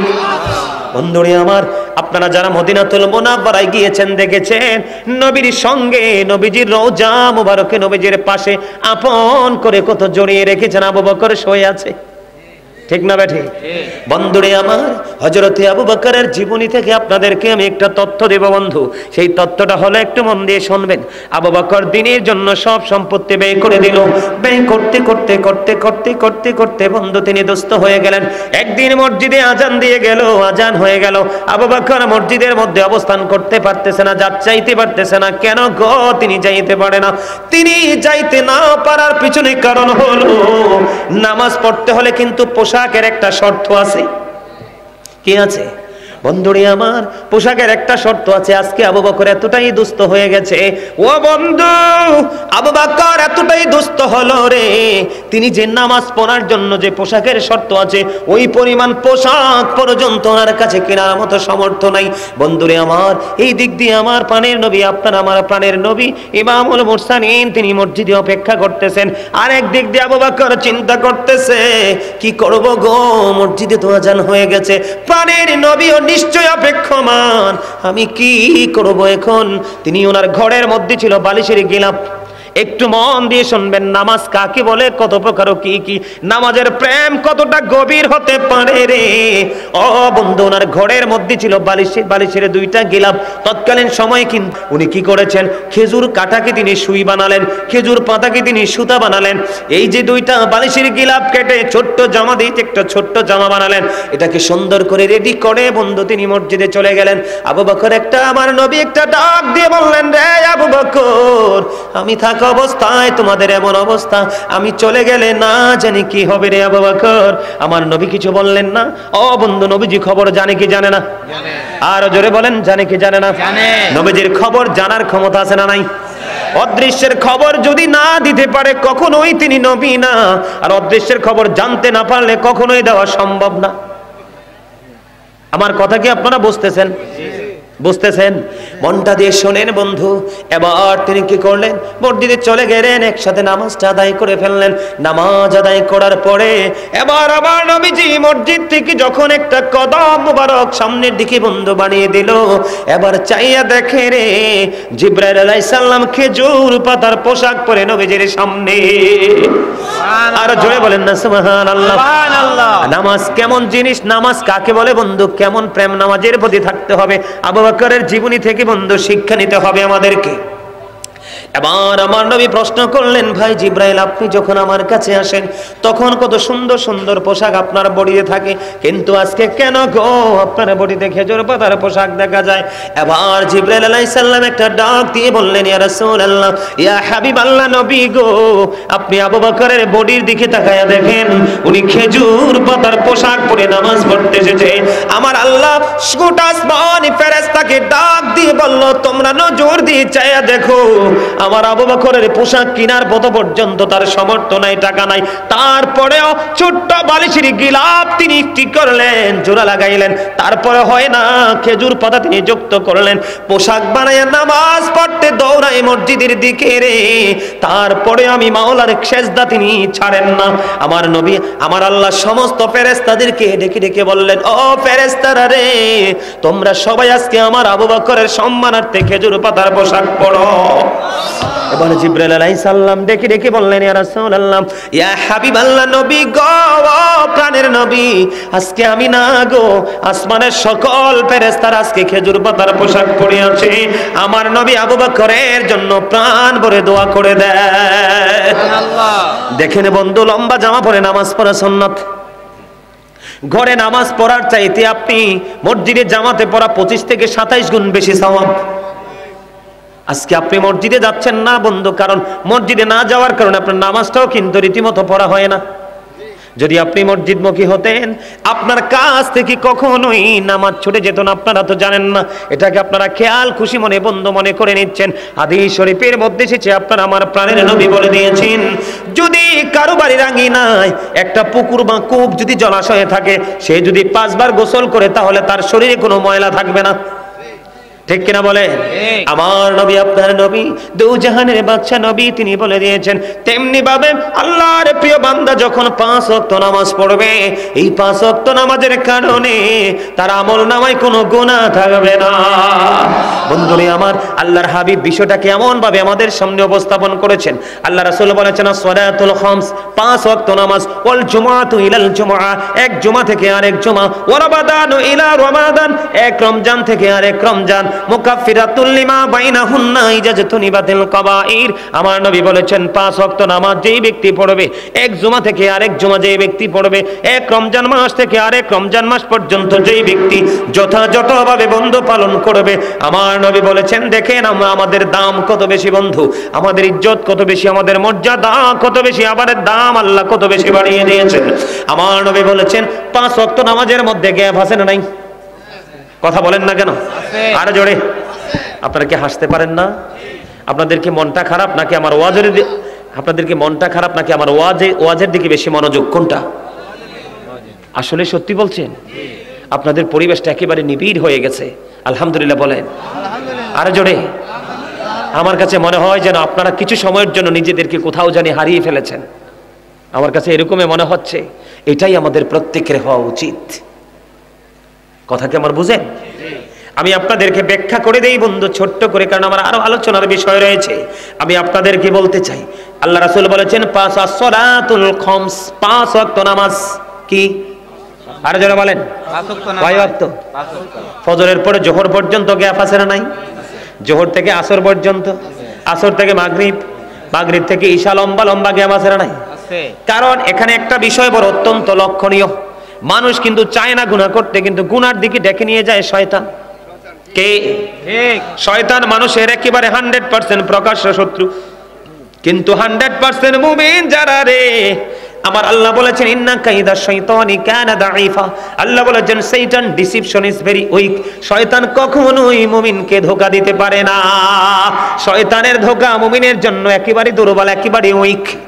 সুবহানাল্লাহ বলবেন না? সুবহানাল্লাহ। তার প্রমাণ হলো আজকে আপনারা দেখেন রাস্তায় মানুষের কোনো অভাব নাই, এখানে আসতে চায় না, খেয়ে দিয়ে বাড়ি চলে যাচ্ছে, আর আপনারা সব ছেড়ে জান্নাতের বাগানে। এটাই হলো বন্ধু প্রেমহীন আর প্রেম অন্তরের পরিচয়। জোরে জোরে বলেন না সুবহানাল্লাহ। আমার নবী বলেছেন 5 ওয়াক্ত নামাজের মধ্যে যে গ্যাপ আছে, গ্যাপের মধ্যে যে তোমরা অন্যায় করো, অপরাধ করো, ফজর পড়ার পরে জোহর পড়ে ফেলেছো, মাঝখানের গুনাহগুলি মাফ হয়ে গেল, এমনি করে করে 5 ওয়াক্ত নামাজের গ্যাপে আগে পরের নামাজগুলো তোমার ও গুনাহগুলো মাফের জন্য সহায়ক হবে। এরপরে আমার নবী বলেছেন আল জুমআতু ইলাল জুমআ সাইয়্যিদুল আইয়াম, জুমার দিন শ্রেষ্ঠ দিন। এই দিনটা হলো গরিবের হজের দিন, এই দিনটা হলো গুনাহ মাফের দিন, এই দিনটা হলো আল্লাহর দিদার প্রাপ্ত বান্দা হওয়ার দিন, এই দিনটা হলো বন্ধু অনেক বেশি নেক হাসিল করার দিন। আজকে কোন দিন গেল? জুমার দিন চলে গেল বন্ধু। তোমরা বড় হতভাগা, আমরা বড় হতভাগা রে বন্ধু। এই গান আমাদের মধ্যে নাই। আমি আপনাদেরকে বলে দিতে চাই, আল্লাহর হাবিব সরকারে মদিনা তিনি বলেছেন আগের কাতারে এসে বসতে একটা ওট কুরবানির সওয়াব। সবার আগে যিনি মসজিদে প্রবেশ করবে এবং সবার পরে যিনি মসজিদ থেকে বের হবে, বাড়ির দিকে রওনা হওয়ার পরে প্রত্যেকটা কদমের বিনিময় 1 বছরের নফল ইবাদতের সওয়াব দেওয়া হবে। জোরে জোরে বলুন না সুবহানাল্লাহ। আরেকটু মহব্বতে পড়ুন সুবহানাল্লাহ। বন্ধু হৃদয় খুলে শোনো গো, আমার নবী বলেছেন তুমি আজকে একটা জুমার নামাজ পড়লা, আগামী শুক্রবার আরেকটা জুমার নামাজ পড়ো, মাঝখানে একটা সপ্তাহ, ঠিক কিনা বলে? দিন রাত ঘন্টার পর ঘন্টা, সময়ের পর সময় মাইনাস হয়ে গেল। আমার নবী জানিয়ে দিয়েছেন এই যে লম্বা সময় 2 জুমার মাঝখানে, এই লম্বা সময়ের গুনাহগুলোর কাফারা হয়ে যাবে 2 দিকের জুমা।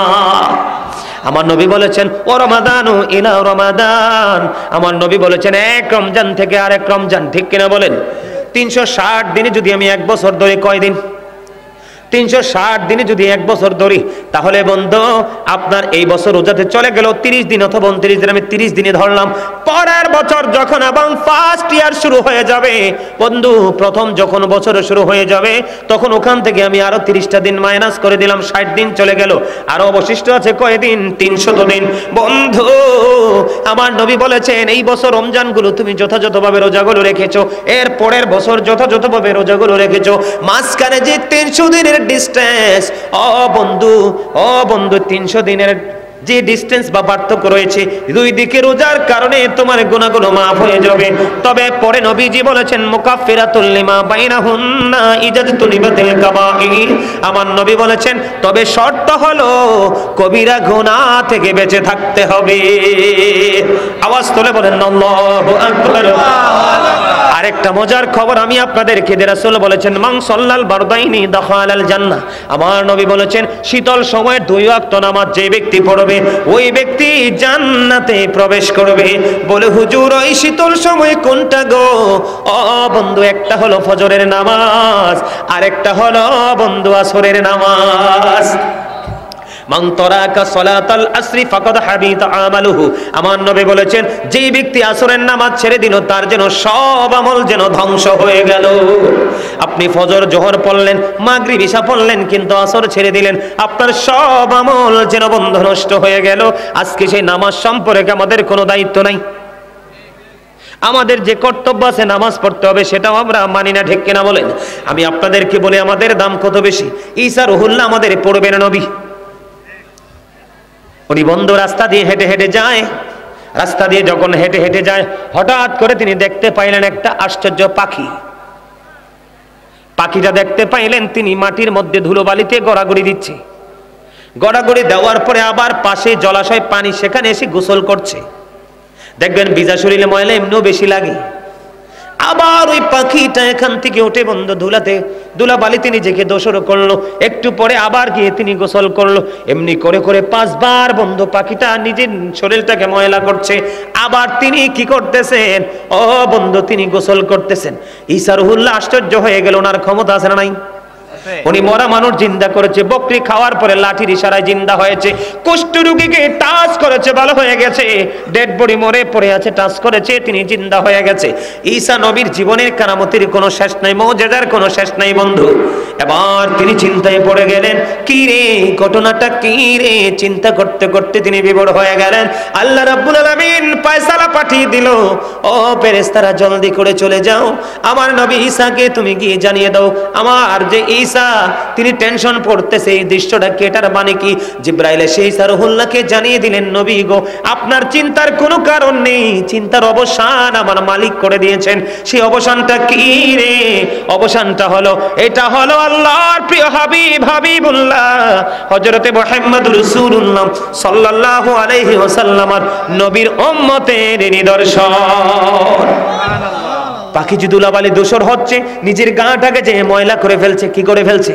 নিজের শরীরটাকে ময়লা করে পড়ছে, এটি হলো পাপ। এটি কি? আর যে পুকুরের মধ্যে ডুব দিয়ে গোসল করে পরিষ্কার হয়ে গেল, এটি হলো নামাজ। কারণ এইটাই হলো আখির নবীর সিম্পটম। তারা সারাদিন অপরাধ করবে, নামাজে যখন সেজদা দিতে যাইবে তাদের গুনাহগুলো জড়ে যাবে, পরিষ্কার হয়ে যাবে। আবার যখন বের হয়ে যাবে লোভ লালসায় অন্যায় করবে, আবার নামাজে দাঁড়িয়ে যাবে, তার গুনাহ মাফ হয়ে যাবে। আমার শয়তান বলল, আল্লাহর ইজ্জতের কসম করে বলছি গো উম্মত, তোমার বান্দাগুলোকে পথভ্রষ্ট করব। আল্লাহ রাব্বুল আলামিন কথা দিয়েছে, আমি আল্লাহ কথা দিলাম, আমার বান্দা মৃত্যুর পূর্বক্ষণ পর্যন্ত, যতক্ষণ পর্যন্ত ক্ষমা চাইতে থাকবে আমি আল্লাহ ততক্ষণই ক্ষমা করতে থাকবো। জোরে জোরে বলেন না সুবহানাল্লাহ। সুবহানাল্লাহ। বলে হুজুর এক একটা সিম্পটম হাদিস শরীফের মধ্যে এসেছে। আপনার আমার প্রাণের নবী বলেছেন, মাছের মাথার সমপরিমাণ চোখের পানি যদি আপনার চোখ দিয়ে ঝরে পড়ে, আমার আল্লাহ ওয়াদা করেছে, আমার নবী জানিয়ে দিয়েছেন, তার জন্য জাহান্নামের আগুনটা হারাম হয়ে যাবে। বন্ধুরে আমার, তোমরা নামাজ ছেড়ে দিও না। ফজরের নামাজটা তোমরা জামাতে পড়বা, এশার নামাজটা তোমরা জামাতে পড়বা, তাহলে তোমার পুরো রাতটা ইবাদতের মধ্যে গণ্য হয়ে যাবে। কথা বোঝেন নাই? আপনি কিন্তু এশার পরে শুয়ে গেলেন, ফজর পড়লেন, ফজর পরে দিন পার করলেন, এশার পরে শুয়ে গেলেন, আপনার আমল নামায় ও বন্ধু সারা রাত নফল ইবাদতের সওয়াব দেওয়া হবে। জোরে জোরে বলেন না সুবহানাল্লাহ। এখন আপনারা তো জানেন না অপরাধটা কি হবে নামাজ না পড়লে। আমরা কিন্তু অনেকেই জানি না অপরাধটা কি হবে বন্ধু। এক ব্যক্তি ভুল করে এক মহিলাকে চুমু খাইলেন। কি করলেন? চুমু খাইলেন। একজন আরেকজনের বিবিকে চুমু খাওয়া বা বেগানা নারীকে চুমু খাওয়া অন্যায় না? এবার তিনি চুমু খাওয়ার পরে অপরাধ বোধ হলো, এবার নবীজির কাছে চলে গেলেন, ইয়া রাসূলুল্লাহ, ইয়া হাবিবাল্লাহ, নবী গো, কত বড় অন্যায় করে ফেলেছি, এখান থেকে আমি মুক্তি পেতে চাই। আমার নবী সঙ্গে সঙ্গে জানিয়ে দিলেন, তুমি নামাজ পড়তে থাকো। সুবহানাল্লাহ। তাহলে আপনার জীবনের গুনাহ থেকে মুক্তি পাওয়ার জন্য গুরুত্বপূর্ণ ভূমিকায় থাকে আল্লাহর কুদরতি কদমে সেজদা। কথা বলেন না আরো জোরে। আল্লাহর কাছে পছন্দের কাজ হলো বন্ধু সময় মতো নামাজ আদায় করা। কি করা? আল্লাহর কাছে পছন্দের কাজ সময় মতো নামাজ আদায় করা, মা বাবার সাথে সুন্দর ব্যবহার করা, আর দ্বীনের জন্য যুদ্ধে নিজেকে যুক্ত করা। জোরে জোরে কন্যা সুবহানাল্লাহ, আর জোরে বলেন। তাহলে আমাদের নামাজ পড়ার দরকার আছে না নাই? নামাজ আমরা পড়বো কি পড়বো না? নামাজ পড়লে লাভ না লস? আর জোরে বলেন। নামাজ পড়তে রাজি আছেন? আমি ছোট্ট করে বন্ধু সংক্ষিপ্ত আকারে বলবো, কেউ যদি ইচ্ছে করে এক ওয়াক্ত নামাজ যদি কাজা করে, কয় ওয়াক্ত? এক ওয়াক্ত নামাজ যদি কাজা করে, তাহলে তাকে এক হুকবা জাহান্নামে থাকতে হবে। এক হুকবার বাণী হলো বন্ধু 80 বছর। কত বছর? 80 বছর। আর জোরে বলেন। 80 বছর। এই দুনিয়ার বছরের মতো না, এই পৃথিবীর বছর না, এই পার্থিব জীবনের সময় না, এটা হলো ওই যে ফিউচার বর্জকি জীবন, আখিরাতের সময়। বন্ধু ইচ্ছে করে যদি তুমি কাজা কাজা বুঝেননি, যেমন জোহরের আজান হলো, নামাজের সময় হলো, আপনি নামাজটা পড়লেন না, পরে আপনি আদায় করে নিলেন কাজা। ইচ্ছে করে যদি এরকম করে না, 80 হোক বা জাহান্নামে থাকতে হবে, এক হোক বা জাহান্নামে থাকতে হবে, তার হবে বছর হলো 80 বছর। কত বছর? বন্ধুরে আবার এর মানে হলো কিয়ামতের একটা দিন, পরকালের একটা দিন এই পৃথিবীর 1000 দিনের সমান হবে কমপক্ষে। কত? একটা দিন এই দুনিয়ার 1000 দিনের সমান হবে। এই হিসাবে হিসাব করে খোঁজে মিলে গেল 2,88,00,000 বছর জাহান্নামে থাকতে হবে। জোরে জোরে কন্যা নাউজুবিল্লাহ। আরে আরো জোরে বলেন না নাউজুবিল্লাহ। এই পৃথিবীর 1000 দিনের মতো হবে কিয়ামতের হাসরের দিনের একটা দিন। শুধু ইচ্ছে করে এক ওয়াক্ত নামাজ কাজা করার কারণে শাস্তি তার জন্য বহাল থাকবে। যদি ইচ্ছে করে কেউ নামাজ ছেড়ে দেয়, তাহলে সে যেন কুফরি করে ফেলল। এবার আসেন হুজুর, আমি এই বিষয় নিয়ে আর আলোচনা করবো না, ছোট্ট একটা যারা বোঝার বুঝে গেছেন অটোমেটিকলি, ঠিক কিনা বলেন? এবার আসেন নামাজটা কবুল হচ্ছে না কেন? নামাজটা কবুল না হওয়ার কারণ হলো হাদিস শরীফের মধ্যে এসেছে, আল্লাহ রাব্বুল আলামিন কোরআনে বলেছেন, ইন্নাল্লাহা ইউহিব্বুত তাওয়াবিন ওয়া ইউহিব্বুল মুতাহহিরিন। আল্লাহ রাব্বুল আলামিন তওবাকারী এবং যারা পবিত্র থাকে তাদেরকে ভালোবাসে। সুবহানাল্লাহ বলেন না? সুবহানাল্লাহ। আর জোরে আল্লাহ কোরআনে কি বলেছেন? কথা বলে না। নামাজ কেন কবুল হচ্ছে না? আমি আপনাদেরকে শুধু সেই দোষগুলো তুলে ধরবো সংক্ষিপ্ত আকারে। এই যে আমার চাচা যদি থাকতো এখন খুশি হতো, উনি কিন্তু রাগ করে চলে গেছেন, ঠিক কিনা বলেন? কারণ এই অন্যায়টা দেখে উনি সহ্য করতে পারে নাই, নিশ্চয় অনেক বেশি খারাপ লাগছে, ঠিক কিনা? ঠিক। বন্ধুরে আমার, আমি আপনাদেরকে বুঝাই কি, আপনারা মন দিয়ে শুনবেন। একদিকে আল্লাহ বলেছেন, ইন্নাল্লাহা ইউহিব্বুত তাওয়াবিন ওয়া ইউহিব্বুল মুতাহহিরিন। আল্লাহ রাব্বুল আলামিন যারা তওবা করে এবং পবিত্র থাকে তাদেরকে আল্লাহ পছন্দ করে।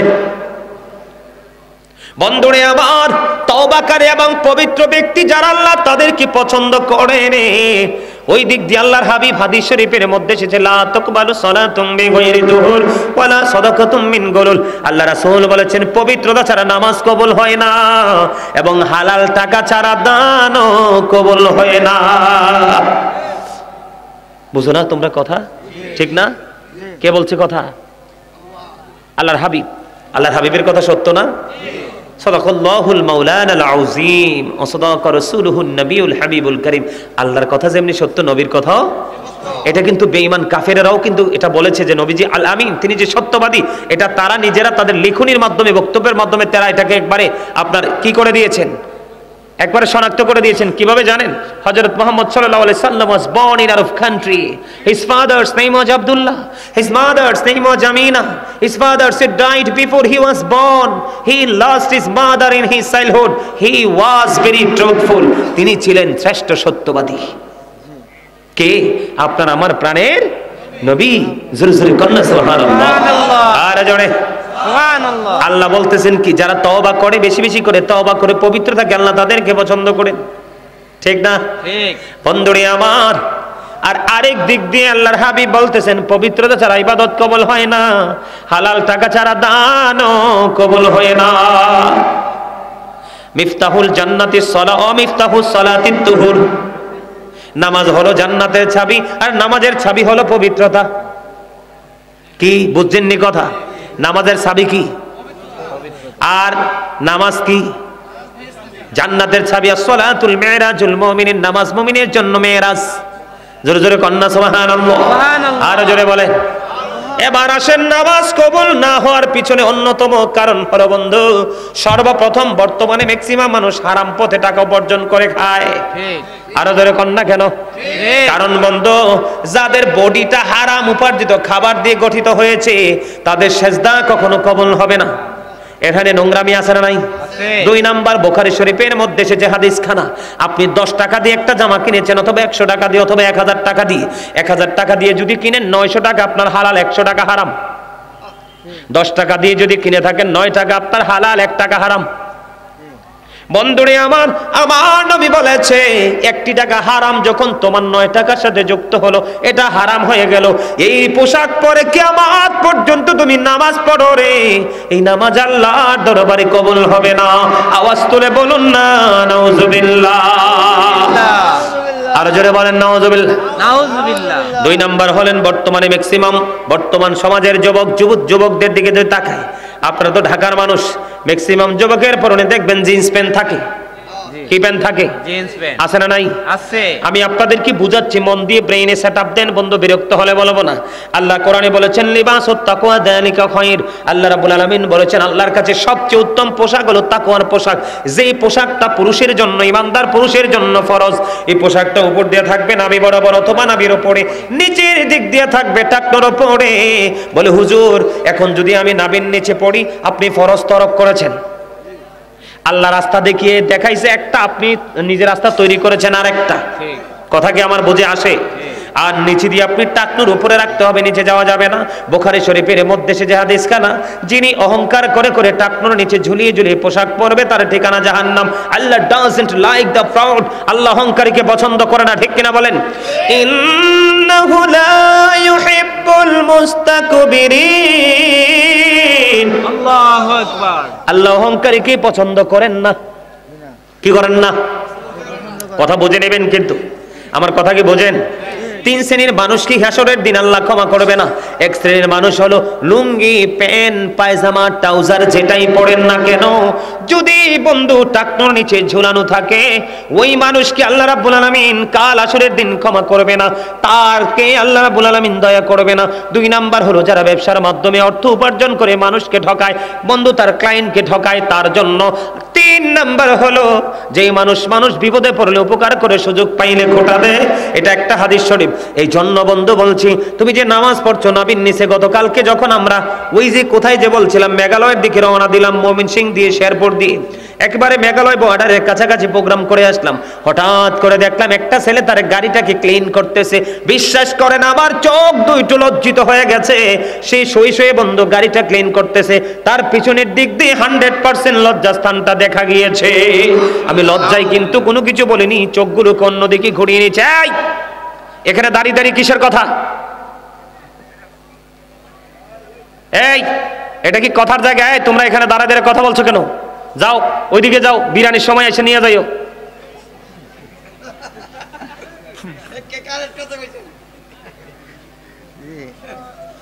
আলেমরা সবসময় কারেক্ট কথা বলে, কিছু কিছু নষ্ট মানুষের কাছে টান কারেক্ট হয়ে যায়। আলেমরা সবসময় রাইট কথা বলে, কোন কোন দুষ্ট চরিত্রের মানুষের কাছে এটা রং হয়ে যায়। এই কম আনে হাদিয়া লইয়াইছেননি? আলহামদুলিল্লাহ। আমার খুব আসলে প্রেম করতে চামড়া সাউন্ড লাগে না। চামড়া যদি বয়কারে বড়তে বড়তে বড়তে বড়তে একেবারে ঝুমাইয়া যায়, অন্তরটা ঠিক থাকলে প্রেমও ঠিক থাকে। চামড়ার প্রেম বেশি দিন টেকে না, রুহের প্রেম অনন্তকালের জন্য। ঠিক কিনা? বরিশাল মকসুদপুর থেকে এক ভদ্রলোক ফোন দিল, আমি ধরি না ফোন, আমার এই পিচ্চিরে ফোন দিছে। আরিফকে ফোন দিল। ফোন দেওয়ার পরে ভদ্রলোক বলতেছে যেই কোনো মূল্যেই হোক গাজী সুলাইমানের সাথে মোর কথা কইতেই হইবে। কয় হ্যাঁ কইতেই হইবে। তো পরে ও ফোন দিল, কথা বললাম, বলতে এবার আমারে বলতেছে কোন মায়ের ওদর থেকে রজনীগন্ধা পৃথিবীতে এসেছে, একটু মাটাকে দেখতে মন চায়। সুবহানাল্লাহ বলেন না? সুবহানাল্লাহ। এটা কি প্রেম না? জি। কার জন্য? পৃথিবীর কোনো কিছুর জন্য নাকি আল্লাহ রাসূলের জন্য? কথা বলে না। এই জন্য বলছি প্রেম। এর আগের বছর ওইদিকে কোথায় যে আসছিলাম, ওনার বাড়ির আঙ্গিনা, যখন শুনছে আমি আসবো টিকিট কেটে চলে আসছে বাংলাদেশে। এই যে মুরব্বী, আমার দেখা মনে হয় যে কি যে পাইছে, আর আল্লাহ রাসূলকে যদি পাইতো তাহলে কি যে করতো। আলহামদুলিল্লাহ বলেন না? আরো জোরে বলেন। আমার কথা কি আপনারা কষ্ট পান? আরো জোরে বলেন। তিন শ্রেণীর মানুষেরকে আল্লাহ ক্ষমা করবে না। এর যুবক, সবচেয়ে বড় লজ্জার কথা হলো আমরা ইমানদার হয়ে কেন বেঈমানি কালচার আমাদের মাঝে। চুল কেটেছো ইহুদিদের স্টাইলে, তুমি দাড়ি কাটিং দিয়েছো ইহুদি স্টাইলে, ফ্যান পড়েছো তুমি ইহুদি স্টাইলে। এই যে দেখেন একটা চুল কাটছে, চেহারাটা অত্যন্ত কিউট, এত সুন্দর। আমি কিন্তু তাকে খুশি করার জন্য বলছি না, দেখেন এই ছেলেটার দিকে, এইরকম চেহারার ছেলে কিন্তু সহজে চোখ সামনে মিলে না। তার সিনায় কিন্তু প্রেম আছে, কিন্তু কন্ডিশন বোঝে না। দেখেন তে চুলটাতে সাটাইছে পুরা ইহুদিদের স্টাইল। কথা বলেন না কেন?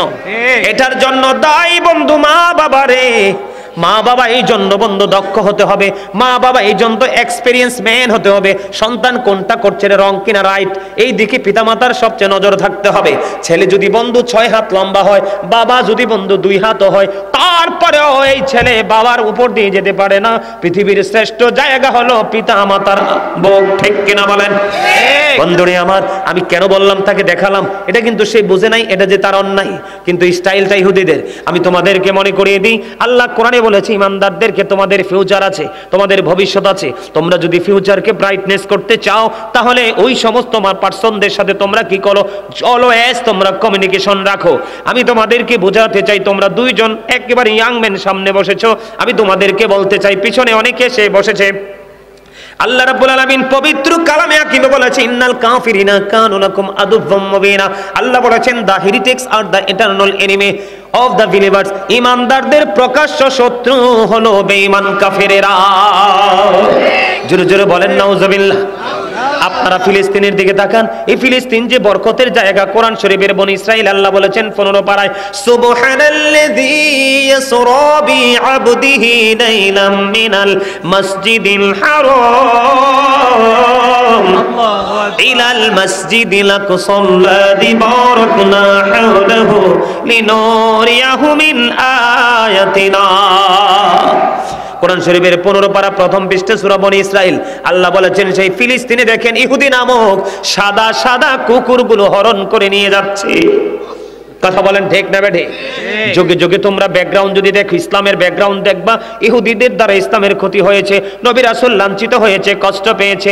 এই জন্য বলতে চাই যুবক, আমাদের ঘরের আঙ্গিনায় থাকার কথা ফুরকানিয়া মাদ্রাসা এসেছে কিন্ডারগার্টেন, এটা ইহুদিদের একটা অপকৌশল। আমাদের হাতে থাকার কথা মেসওয়াক, নবীজির সুন্নাত, এখন আমাদের হাতে চলে এসেছে ব্রাশ, এটা একটা ইহুদিদের অপকৌশল। এই যে তোমরা জিন্স প্যান্ট পরছো, মা বোনেরা পাতলা পাতলা পোশাক পরতেছে, এই দুটোটাই কিন্তু ইহুদিদের একটা অপকৌশল। আমার নবী বলেছেন যে নারী পোশাক পরার পরও তার অঙ্গ দেখা যায়, ওই নারী পোশাক পরিহিত নারী নয়, ওই নারীকে আমার নবী বলেছেন উলুঙ্গিনী ল্যাংটা নারী। জোরে জোরে নাউজুবিল্লাহ। আর তোমরা যারা ইয়াং মেন আছো, তোমরা যখন টাকনুর নিচে পোশাকটা পরবা, নাভির নিচে পোশাকটা পরবা, টাকনুর নিচে পুরুষের একটা হরমোন আছে, যদি তোমরা সব সময় কন্টিনিউ যদি তোমরা এই পোশাকটা পরতে থাকো, বিজ্ঞানে এসেছে তোমাদের যৌবন শুকিয়ে যাবে। ছেলেরা স্ট্রংলি বন্ধু যৌবনের চাহিদা মিটাতে পারবে না, এটা ছেলেদের জন্য সবচেয়ে বড় ভয়ঙ্কর একটা কথা। দেখবেন এখনকার যুগের মেয়েরা অনেক উপরে পায়জামা পরে, তাদের ওখানে একটা বন্ধু হরমোন আছে, যেই নারীরা টাকনুর উপরে পায়জামা রাখে তাদেরও যৌবন শুকিয়ে যায়। জোরে জোরে কন্যা নাউজুবিল্লাহ। দুনিয়া এবং আখিরাতের জন্য এটা গজব বন্ধু। আমি সেই দিকে যাচ্ছি না, আমি আপনাদেরকে বুঝাইতে চাই। আমার নবী অবস্থান করতেছেন, একজন এক ব্যক্তি এসে নামাজের নিয়ত বেঁধে ফেললো। আমার নবী বললেন তুমি ওযু করে আসো। তিনি নামাজের নিয়ত ভেঙে ওযু করতে গেলেন, আবার ওযু করে এসে তিনি নামাজের নিয়ত বানলেন। আমার নবী আবার বললেন তুমি ওযু করে আসো, তিনি আবার বন্ধ ওযু করতে গেলেন। দুইবার তিনবারের সবাই নবীকে প্রশ্ন করলো, ইয়া রাসূলুল্লাহ, ইয়া হাবিবাল্লাহ, নবী গো বারবার কেন বলছেন ওযু করে আসার জন্য? এবার আমার নবী ডাক দিয়ে বলতেছেন, তার পোশাকটা শরীয়তের সীমা লঙ্ঘন করেছে, আল্লাহর যে ওয়ার্ডার, যে কন্ডিশন, সেই সীমা অতিক্রম করেছে। এই পোশাক পরে কিয়ামত পর্যন্ত নামাজ পড়তে পারবে, আল্লাহর দরবারে নামাজ কবুল হবে না। বুঝে আসছে কথা? বিশেষ করে জিন্স প্যান্ট যারা পরে দেখবেন, তারা যখন নিচের দিকে ঝুঁকে রুকুতে যায় দেখবেন 100% পিছন দিতে লজ্জাস্থান দেখা যায়, অথচ এই জায়গাটা ঢেকে রাখা ইমানদার হিসাবে আমাদের জন্য ফরজ। আমার কথা বুঝে আসছে? এবার আসেন পবিত্রতা। ইমাম সাহেব খুতবা দিচ্ছে, কি দিচ্ছে? অথবা ইমাম সাহেব জোহরের নামাজ 1 রাকাত 2 রাকাত পরে শেষ করে নিচ্ছে, একজন দৌড়ে ছুটে আসলো, এসে প্রস্রাব করলো, ওই যে চাচা বললো হুটহাট করে পানি ফরজ করে মসজিদে চলে গেল। আছে না নাই? আছে। আরো জোরে বলেন। বন্ধুরে আমার, প্রস্রাব করার পরে পবিত্রতা যথাযথভাবে আপনাকে পালন করতে হবে। কিভাবে? যথাযথ পবিত্র হতে হবে। আপনি যদি নামাজের শেষ বৈঠকে, যদি আখিরি বৈঠকে যুক্ত হন, তারপর আপনি জামাতের সওয়াব পেয়ে যাবেন। কিন্তু আপনি অপবিত্র শরীর নিয়ে পুরো নামাজ পড়লেও আপনি নামাজ থেকে পুরোপুরি ফায়দা নিতে পারবেন না। বন্ধুরে আমার, সাদ বিন মুআজ রাদিয়াল্লাহু তাআলা আনহু যখন ইন্তেকাল করলো, ইন্তেকাল করার পরে তাকে কবরে দাফন করা হলো। তাকে কবরে দাফন করার পরে বন্ধু আমার নবী সাহাবায়ে কেরামদেরকে নিয়ে সাদ বিন মুআজের কবরের পাশে দাঁড়িয়ে দাঁড়িয়ে তাসবিহ তাহলিল দোয়া করতেছেন। এবার সাহাবায়ে কেরাম প্রশ্ন করলো, ইয়া রাসূলুল্লাহ, ইয়া হাবিবাল্লাহ, নবী, নবী গো, ও প্রাণের নবী, আপনি কেন ওনাকে দাফন করার পরে ওনার কবরের পাশে দাঁড়িয়ে দাঁড়িয়ে আপনি দোয়া করতেছেন? আমার নবী আবার উত্তর দিল, রে যুবক, ও সোনার গাঁও, মঙ্গলের গাঁয়ের যুবক, হৃদয় খুলে শোনো রে, এগো এই হেদায়েত কিন্তু সবার নসিবে নাই। তবে যেই যুবক হেদায়েত প্রাপ্ত হবে রে, এই যুবকের জন্য কাল কিয়ামতের দিন আল্লাহর আরশের ছায়ার নিচের একটা অংশ তোমাদের জন্য বরাদ্দ থাকবে। সুবহানাল্লাহ। আর জোরে বলুন না সুবহানাল্লাহ। সুবহানাল্লাহ। আমার নবী ডেকে ডেকে বলতেছেন, তার ওই সাদ বিন মুআজ ইন্তেকাল করার পরে তার জানাজায় 70,000 ফেরেশতা অংশগ্রহণ করেছে। সে এত বেশি আল্লাহওয়ালা বুজুর্গ ছিল, কিন্তু তারপরেও তার কবরে আযাব চলছে। আল্লাহু আকবার বলবেন না? কথা বুঝতে পারছেন? সে এত বেশি নেক আমল করেছে, এত বেশি তাকওয়া খোদাভীতি তার ছিনাই ছিল, তার ইন্তেকালের পরে তার জানাজায় 70,000 ফেরেশতা অংশগ্রহণ করেছে। তারপরে নবী বললেন, আমি কবরের দিকে নজর দিয়ে দেখলাম কবরে আযাব চলতেছে। এবার নবী গো, ইয়া রাসূলুল্লাহ, কেন গো বারবার বলছেন কবরের আযাব চলতেছে? আমার নবী বলেছেন, সে প্রস্রাব করার পরে ভালো করে পবিত্র হতো না। নাউজুবিল্লাহ বলেন না কেন? নাউজুবিল্লাহ। আরো জোরে বলেন না নাউজুবিল্লাহ। নাউজুবিল্লাহ। আপনি আমি এতদিন যে স্টাইলে পানি খরচ করেছেন, আজকে আর পানি খরচ করবেন না। ওই সময়তে যেভাবে পানি খরচ করেছেন, সময় পানি খরচ না করে একটু হাঁটাহাঁটি করে দেখবেন আপনার লুঙ্গি প্রস্রাব পরে ভিজে গেছে। আপনি যদি মনে করেন কিছু হাঁটতে হবে, হাঁটবেন। যদি মনে করেন 40 কদম 40 কদম, কারো যদি আরো বেশি লাগে আরো বেশি, কিন্তু আপনাকে পবিত্র হতে হবে, মাস্ট বি। তার একটা মজার খবর, আমার নবীজি মেরাজে গিয়েছেন, আপনারা তো সবাই জানেন। জানেন কি জানেন না? বন্ধুরে আমার নবী মেরাজে যখন গেলেন, জান্নাতে কদম দিলেন। জান্নাতে কদম দিয়ে আমার নবীজি দেখতে পাইলেন জান্নাতের মধ্যে একটা পবিত্র কদমের ছাপ দেখা যায়। সুবহানাল্লাহ। নবী বললেন, ব্যাপার কি? আমার নবী মেরাজে গিয়ে জান্নাত দেখলেন। জান্নাতে যাওয়ার পরে দেখলেন কদম বিভিন্ন রাওয়ায়াতে বিভিন্ন রকম এসেছে। একটা রাওয়ায়াতে পেয়েছি বন্ধু কদমের নবীজি ছাপ দেখেছেন, আরেকটা রাওয়ায়াতে এসেছে নবীজি কদমের শব্দ শুনতে পেয়েছেন। বন্ধুরে আমার নবী বললেন, আশ্চর্য হয়ে গেছেন, কদমের ছাপ কেন? আমার নবীজি মেরাজ থেকে ফিরে আসলেন। আয়েশা বন্ধু, আমার নবীজি হযরতে বেলালকে ডাকলেন। বেলালকে ডেকে ডেকে বললেন, বেলাল রে, একটুখানি বলো না তোমার জীবনে কি এমন আমল তুমি করেছো? বেলাল, আমি জান্নাতে কদম দিয়ে দেখতে পাইলাম, আমি কদমটার দিকে নজর দিয়ে চাইয়া দেখলাম, এই কদম কার রে? এই কদমের দিকে নজর দিয়ে চাইয়া দেখলাম এই কদমটা পৃথিবীর আর কারো নয়, আমার প্রিয় বেলালের পায়ের ছাপ। জোরে জোরে বলুন না সুবহানাল্লাহ। এবার বেলালকে ডাক দিয়ে আমার নবীজি বললেন, বেলাল বলো গো তোমার জীবনে কি এমন আমল তুমি করেছো যে আমলের বদৌলতে আমি নবীজি জান্নাতে তোমার মৃত্যুবরণ। বেলাল কিন্তু পৃথিবীতে এখনো জিন্দা, বেলাল পৃথিবীতে এখনো পর্যন্ত জিন্দা, কিন্তু আমার নবী জান্নাতে গিয়ে দেখলেন বেলাল পৃথিবীতে বিচরণ করছে। কিন্তু এটা কেমন করে সম্ভব? বেলালের কদমের ছাপ দেখা যায়। বেলাল একটা ডাক দিয়ে বললেন, ইয়া রাসূলুল্লাহ, ইয়া হাবিবাল্লাহ, নবী গো, ও প্রাণের নবী, আমার জীবনের সবচেয়ে বড় নেক আমল হলো আমি বেশি করে পবিত্রতা অর্জন করেছিলাম। আমার মনে হয় আমার মালিক আমার এই পবিত্রতার প্রতি এত গুরুত্ব দেওয়ার কারণে আমার মালিক আমাকে তো মর্যাদা দিয়েছেন। জোরে জোরে বলুন না সুবহানাল্লাহ। বন্ধুরে আমার, আমাদের সমস্যাগুলো আমি আপনাদেরকে বলছি, বুঝতেছেন তো? আমার কথা কি বুঝতেছেন? এর মধ্যে এই যে প্রস্রাব পায়খানা থেকে পবিত্র হওয়ার পাশাপাশি আরেকটা জায়গা আমাদেরকে পবিত্র করতে হবে। একটা গুনাহ মাফের জন্য তওবার মাধ্যমে গুনাহ থেকে পবিত্র হব। প্রস্রাব করার পরে যথাযথভাবে হেঁটে ঢিলাকুলুপ করে পবিত্র ওযু করব, ঠিক কিনা বলেন? আরেকটা পবিত্রতা হলো, এটা গোপন খবর, এই পবিত্রতার খবর বন্ধু বর্তমান যুবকেরা যুবতীরা কোনো তোয়াক্কাই করে না। বন্ধুরে আমার, আরেকটা পবিত্র হলো স্বামী স্ত্রীর মিলনের পরে গোসলের মাধ্যমে পবিত্র হওয়া। এই জায়গায় কিন্তু গলদ আছে বন্ধু। হযরতে আব্বাস রাদিয়াল্লাহু তাআলা আনহুর জামানায় এক ব্যক্তি যখন ইন্তেকাল করলো, ইন্তেকাল করার পরে বন্ধু পৃথিবীর নিয়ম অনুযায়ী ইসলামের বিধান অনুযায়ী তাকে গোসল করালেন। গোসল কমপ্লিট করার পরে তাকে কবরে দাফন করলেন। কবরে নিয়ে গেলেন, তাকে কবরে নিয়ে যাবেন। যখন লাশটা কবরের মধ্যে নামাইলো, তখন চাইয়া দেখলেন তার কবরের মধ্যে একটা জানোয়ার এসে হাজির হয়ে যায়। আওয়াজ তুলে বলেন না নাউজুবিল্লাহ। এখন যারা তার লাশটা কবরের মধ্যে নামাইলো, তারা চিন্তা করতেছেন এটা আমরা মানুষ হিসাবে, ইমানদার হিসাবে সম্ভব নয়। বন্ধুরে আমার, এই কবরটা তার অবশিষ্ট রেখে আরেকটা কবর খনন করলেন। আরেকটা কবর খনন করার পরে আগের নিয়মে আবার তার কবরের মধ্যে তার লাশটা দাফন করার জন্য নামানো হলো। নামানোর পরে আবার চাইয়া দেখলো বন্ধু আবারও কুদরতি ভাবে দাফনের সময় জানোয়ার এসে হাজির হয়ে গেল। রহস্য গেরা এই উদ্ঘাটন কে করবে রে, এই পরিবেশের উদ্ঘাটন? বন্ধুরে আমার, তারপরে তারা আরেকটা কবর খনন করলেন। অনেক লম্বা ঘটনা। আরেকটা কবর খনন করার পরে আবার যখন তাকে দাফন করার জন্য কবরে নামানো হলো, এবারও চাইয়া দেখলেন তার কবরের মধ্যে অদৃশ্যভাবে এক জানোয়ার এসে বিড়ালের মতো হাজির। জোরে জোরে বলেন না নাউজুবিল্লাহ। বন্ধুরে আমার, জানোয়ার যখন হাজির হয়ে গেল, এবার উপস্থিত সবাই বলতেছে কিছুই বুঝতেছি না রে, কি করব? তাদের জামানায় সবচেয়ে বড় বুজুর্গ লোক হলো, তাই সেই তৎকালীন সময় হযরতে আব্বাস রাদিয়াল্লাহু তাআলা আনহুকে যখন খবর দেওয়া হলো, উনি ছুটে চলে আসলেন ওই কবরের পর। তখন তিনি বিস্তারিত সব ঘটনা জানলেন। জানার পরে বললেন বিকল্প আর কোনো ব্যবস্থা নেই, জানোয়ার সহ তাকে দাফন করো। দাফনের কাজ সম্পন্ন করে দৌড়ে চলে গেলেন বন্ধু তার আপন স্বজন কে পৃথিবীতে বেঁচে আছে জানার জন্য। এবার চলে গেল বন্ধু কবরে, তার বাড়ি। কবর থেকে যখন তার বাড়িতে চলে গেল, যাওয়ার পরে দেখলেন তার বিবির সাথে দেখা হলো। পুরো ঘটনা তারা ভেঙ্গে বলল। বলার পরে বিবি একটা ডাক দিয়ে বলল, আমি আমার স্বামীর জীবনের সবচেয়ে বড় নোংরা একটা কাজ দেখেছি। কি রে?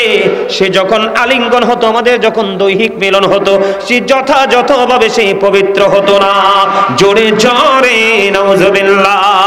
বন্ধুরে আমার, বেঈমান কাফের মুশরিক যারা, আমি আপনাদেরকে আবারো বলছি, আল্লাহ বলেছেন উইদ্দাত লিল কাফিরিন, কাফেররা ঠিকানা হবে জাহান্নাম, অনন্তকাল তারা জাহান্নামে থাকবে। আমরা যেহেতু মুসলমান, আমরা যেহেতু ঈমানদার, আমাদের ঠিকানা আল্লাহ বলেছেন উইদ্দাত লিল মুত্তাকিন, ঠিকানা হবে জান্নাত। জোরে জোরে বলেন না সুবহানাল্লাহ। আরো জোরে বলেন না সুবহানাল্লাহ। বন্ধুরে আমার, আমাদের মধ্যে সমস্যার আরো শেষ নাই, আমাদের মধ্যে আরো সমস্যা আছে বন্ধু। এই সমস্যাটা হলো কি আমি আপনাদেরকে বলে দিতে চাই। সমস্যাটা হলো আমরা যখন ওযু করতে চাই মসজিদের ট্যাপটা মোটা করে ছাড়ি। কথা বলেন না কেন? আরো জোরে বলেন, কি করে ছাড়ি? পুরোটা ছেড়ে দিই, ছেড়ে কিনা? হাদিস শরীফের মধ্যে এসেছে আমার নবী মাত্র 1 কেজি পানি দিয়ে গোসল ওযু করেছে। কত? আর মাত্র 4 কেজি পানি দিয়ে নবীজি গোসল সেরেছে। হযরত সাআদ রাদিয়াল্লাহু তাআলা আনহু বন্ধু সমুদ্রের কিনারায় বন্ধু তিনি ওযু করতেছেন। ওযু করার সময় আমার নবীজি তার পাশে দিয়ে হেঁটে যাচ্ছিলেন। আমার নবীজি একটা ডাক দিয়ে বললেন, অপচয় করো না, অপচয় করো না। এবার তিনি উত্তর দিলেন, ইয়া রাসূলুল্লাহ, নদীর পানি দিয়ে ওযু করেছি, এখানেও কি অপচয় আছে? আমার নবী বলেছেন, হ্যাঁ, এখানেও অপচয় আছে। আপনি যদি নদীর কিনারা ওযু করেন, নদীর পানি দিয়েও যদি ওযু করেন, তারপরেও কিন্তু আপনাকে নির্দিষ্ট একটা কন্ডিশন মানতে হবে। এই সমস্যাগুলো আমাদের আছে না নাই? আরো জোরে বলেন। সবচেয়ে বড় সমস্যা প্রস্রাবের পরে পবিত্রতা। ম্যাক্সিমাম পুরুষ দেখি ইমাম সাহেব যখন খুতবা শেষ করার সময় হয় হুড়হুড়ি করে মসজিদে ঢুকে, আর সালাম ফিরাইতে দেরি মনে হয় যে যুদ্ধ শুরু হয়ে গেছে বারান্দা দিয়ে, কার আগে কে বের হবে। আমার কথা আপনারা বুঝছেন? আরেকটা কথা বলি যুবক, একবারে টকটকে লাল কোনো জামা পরবা না। একেবারে টকটকে লাল জামা পরা, লুঙ্গি হোক, প্যান্ট হোক, পায়জামা হোক বা শার্ট হোক, গেঞ্জি হোক, টকটকে লাল জামা পরা মাকরুই তাহারিম, এটা হারামের অন্তর্ভুক্ত। নাউজুবিল্লাহ বলেন না। আল্লাহ রাসূলকে এক ব্যক্তি প্রথম সালাম দিলেন, নবীজি সালামের জবাব দিলেন না। দ্বিতীয়বার আবার নবীজিকে সালাম দিলেন, নবীজি তার সালামের জবাব দিলেন না। তার মানে কি? আল্লাহ রাসূল তার পরনে লাল জামা দেখেছেন, এই জন্য আল্লাহ রাসূল রাগান্বিত হয়ে তার সালামের জবাব। আমার কথা কি আপনারা বুঝতে পারছেন? স্বর্ণ কোনোভাবেই পরা যাবে না। আমি গত কত তারিখ যে আমরা ইয়েতে গেলাম মাধবপুর, কত আজকে কত 24 রাইট, 21 তারিখে মাহফিলে গেছিলাম। ওখানে আমি আলোচনাটা তাদেরকে শোনাইছিলাম। ওখানে সৎ কাজের আদেশ, অসৎ কাজের নিষেধ নিয়ে কথা বলেছিলাম এই বিষয়টার উপরে। তখন আমি বলেছি হাদিস শরীফের মধ্যে এসেছে আল্লাহ রাসূল দেখতে পেলেন একজনের হাতে স্বর্ণের আংটি পড়ে আছে। নবীজি দেখার পরে সাথে সাথে তার হাত থেকে আংটিটা টেনে দূরে নিক্ষেপ করে দিলেন, ফেলে দিলেন, কারণ পুরুষের জন্য এটা টোটাল হারাম। রাসূল এখান থেকে চলে গেলেন। ওনার সঙ্গী বললেন রাসূল ফেলে দিয়েছে তো কি হয়েছে, তোমরা সে আংটিটা, তুমি আবার আংটিটা আবার কুড়িয়ে পরো। তখন ওই সাহাবী উত্তর দিলেন, নাও, যেটা রাসূল আমার হাত থেকে নিয়ে নিক্ষেপ করেছে, ছিঁড়ে ফেলে দিয়েছে, সেটা আমি আর ইউজ করব না, কারণ আমার নবী বলেছেন তোমরা কি চাও তোমাদের হাতের উপর আগুনের একটা কয়লা, জ্বলন্ত কয়লা রাখা হোক? না না, আমরা কেউ আগুন চাই না রে, আগুনের বহন করা সম্ভব তো হবে না। আমার নবী বলেছেন একটা পুরুষ স্বর্ণের একটা আংটি পরা আগুনের, তার আঙ্গুলের মধ্যে আগুনের কয়লা লাগিয়ে রাখার সমান। এই জন্যই সাহাবী বলেছে আমার নবী কি করেছেন, আংটিটা দূরে ফেলে দিয়েছে, আমি এটার কখনোই পরব না। কথা কি বুঝতে পারছেন? আমাদের অন্যায়ের শেষ নাই। ওমা কত লম্বা সময় ওয়াজ হয়েছে, আমি তো কইতেই পারতাম না। দেখছেন নি যে আল্লাহ, আপনাদের কাছে ভাল লাগছে না? আরো জোরে বলেন। রাসূলের শান, ঈদে মিলাদুন নবী তো রাসূলের শানে ছোট্ট অল্প একটু গজল গাই, অনেক পুরনো, আপনাদের পরিচিত। গজল কি আপনারা পছন্দ করেন? গজল গাইলে কিন্তু হাদিয়ে দিতে হইব। হ্যাঁ, মাশাআল্লাহ, ইমানি পরীক্ষা পাস করছেন। মূলত হাদিয়া না, আপনাদের মন মানসিকতাকে ট্রাই করার জন্য। অনেক সময় হাদিয়ার কথা বললে আরে বুঝে না, টাকা পয়সা যে যাইতেছে নিয়ে যাওয়া যায় না, আবার আল্লাহর কাছে আগেও অ্যাডভান্স পাঠানোও যায় না, এটা পাবলিক বুঝে না, মনে করে বাড়ি গাড়ি সব নিয়ে যাওয়া যায়। রাসূল বলেছেন মরার আগে যা দান করে যাবা তা তোমার সম্পদ, যা রেখে যাবা তা পরের সম্পদ, কারণ তুমি মরার পরে আইসা আর নিতে পারবা না। আমার সাথে সুর দিবেন? সবার মধ্যে একটু ক্লান্তি আসছে, আমার মনে হয় ক্লান্তিটা চলে যাবে। সুর দিবেন সবাই?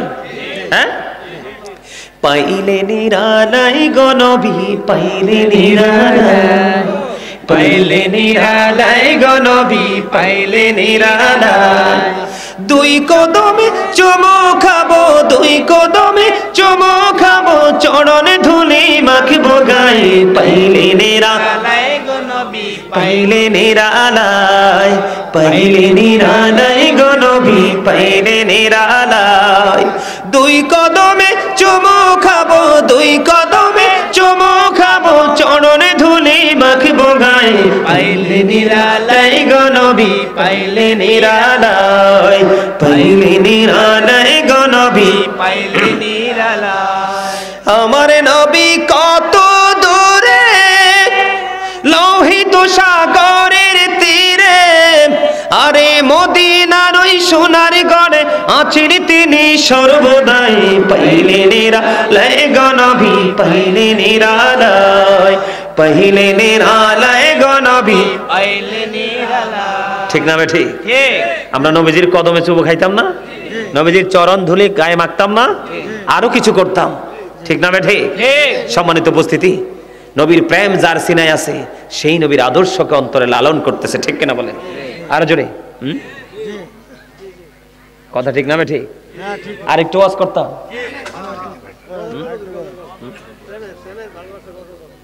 আচ্ছা, এই পাগলা পিছনে বইছে, আর কটা গজল গাইতাম। প্রত্যেকটা দিন তো ঘন্টা এটা বাজতেই আছে, অলওয়েজ টন টন টন টন করে বাজতেছে। এটা মালিকের খেলা। মারহাবা বলেন না? মারহাবা। আরো জোরে, আরো জোরে কর না। মারহাবা। আস্তিনি ধন্যবাদ দেয়, দিলে দেওয়ার মতো দিবে। একটু দিয়ে আর একটু চুপচাপ রেখে লাভ আছে? কথা বলেন, লাভ আছে? আরেকটা গজল গান রাসূলের শানে গাইবেন? জি। পুরনো গজল। দিদি পাল তুলে দে মাঝি হেলা করিস না, দিদি পাল তুলে দে মাঝি হেলা করিস না, ছেড়ে দে নৌকায় আমি যাব মদিনা, ছেড়ে দে নৌকায় আমি যাব মদিনা।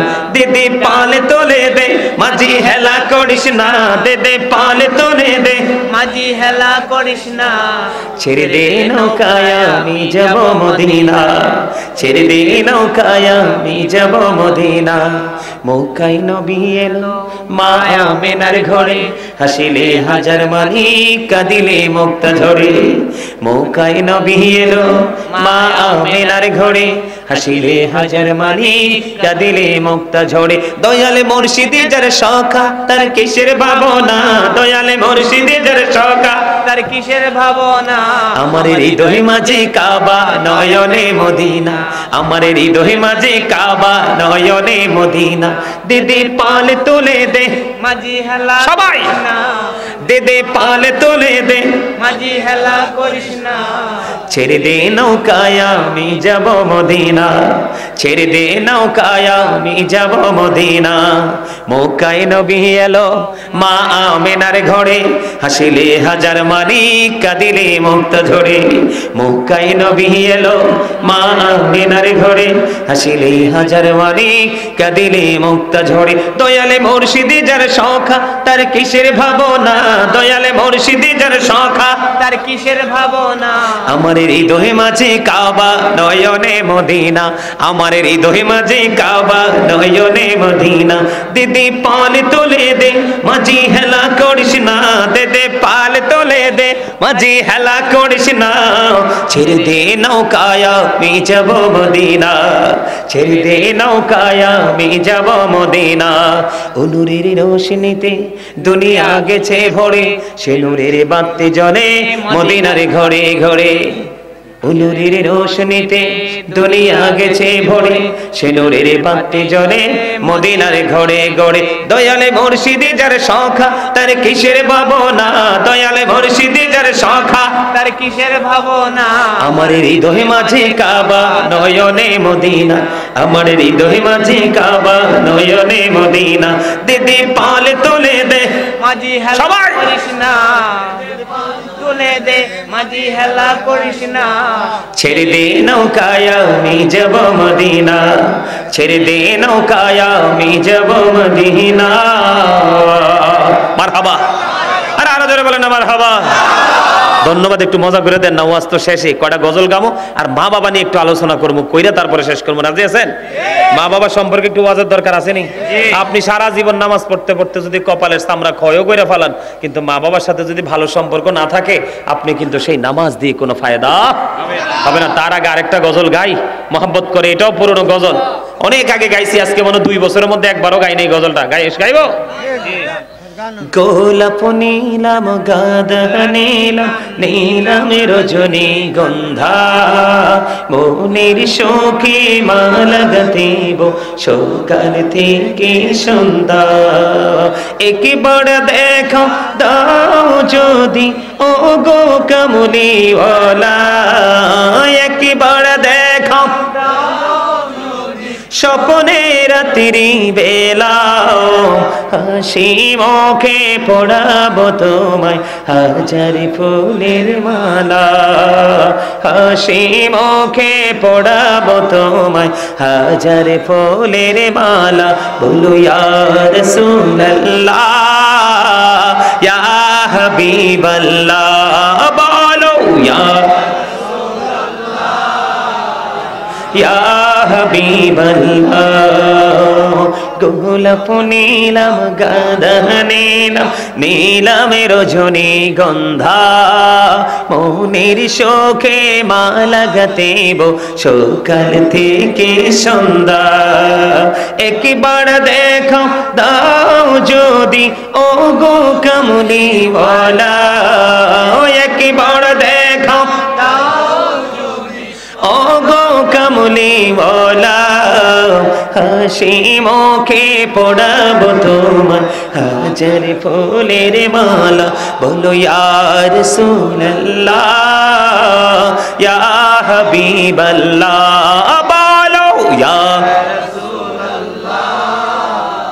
ইয়া হাবিবাল্লাহ হলুদ ফুলকে প্রশ্ন করি রংটি কোথায় পেলে নূর নবীজির ত্বক মুবারক হলুদ ছিল বলে সেখান থেকে মিলে সেখান থেকে মিলে বাগান থেকে হলুদ ফুলকে তুলে গাঁথব মালা হাসি মুখে পড়াবো তোমায় হলুদ ফুলের মালা বলো ইয়া রাসূলুল্লাহ ইয়া হাবিবাল্লাহ বলো ইয়া রাসূলুল্লাহ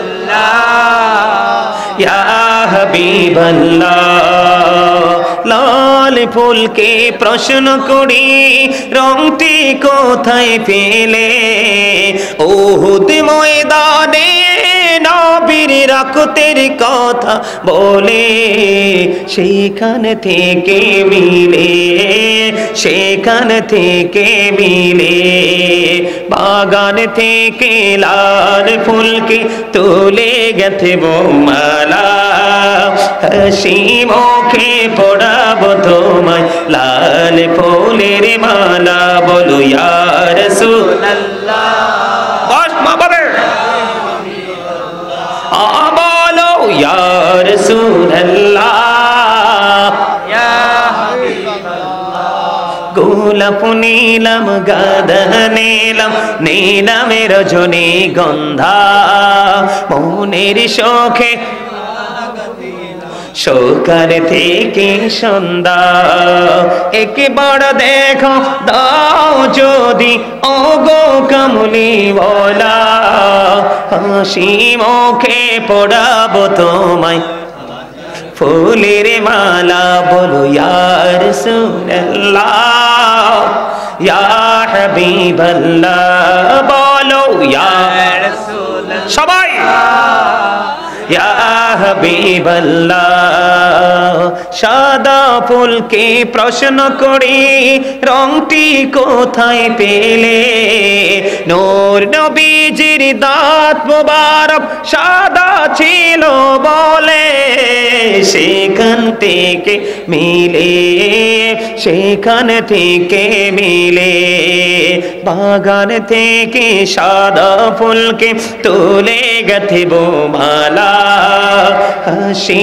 মুখে পড়াবো তোমায় সাদা ফুলের মালা বলো ইয়া রাসূলুল্লাহ ইয়া হাবিবাল্লাহ বলো ইয়া রাসূলুল্লাহ ইয়া হাবিবাল্লাহ গোলাপ নীলাম গাঁদা নীলাম নীলামে রজনী গন্ধা মনের শোকে মালা গাঁথব সকাল থেকে সন্ধ্যা একবার দেখো দাও যদি স্বপ্নে রাত্রি বেলা একবার দেখো দাও যদি ও গো কামলিওয়ালা হাসি মুখে পড়াবো তোমায় হাজার ফুলের মালা বলো ইয়া রাসূলুল্লাহ সবাই বলো ইয়া রাসূলুল্লাহ ইয়া হাবিবাল্লাহ মারহাবা মারহাবা ভালো লাগছে না মজা না আরে আমরানি শুধু নাচ গাই। হাসান ইবনে সাবিত রাদিয়াল্লাহু তাআলা আনহু মসজিদে নববীর মিম্বরে দাঁড়িয়ে দাঁড়িয়ে রাসূলের শান গেয়েছিলেন। আর আমার আল্লাহকে একটা ডাক দিয়ে আমার নবীজি বললেন, আল্লাহ হাসান ইবনে সাবিতকে রুহুল কুদ্দুসের মাধ্যমে সাহায্য করো। সুবহানাল্লাহ। আর জোরে কন্না সুবহানাল্লাহ। সুবহানাল্লাহ। আপনারা যে প্রাণ উজাড় করে নবীজি শান গাইতেছেন, নবীজি দেখে কি দেখে না? সব শুনে, ঠিক কিনা বলে? আর জোরে কোন আটা গাইবো? নবী নবী বলে হায়, কেঁদে কেঁদে দিন যায়, পাইনি দিদার দমে, লাখো সালাম কুদুমি নবী, লাখো সালাম কুদুমি। নবী নবী বলে হায়, কেঁদে কেঁদে দিন যায়, পাইনি দিদার ধমে, লাখো সবাই নবী, লাখো সালাম কদমে।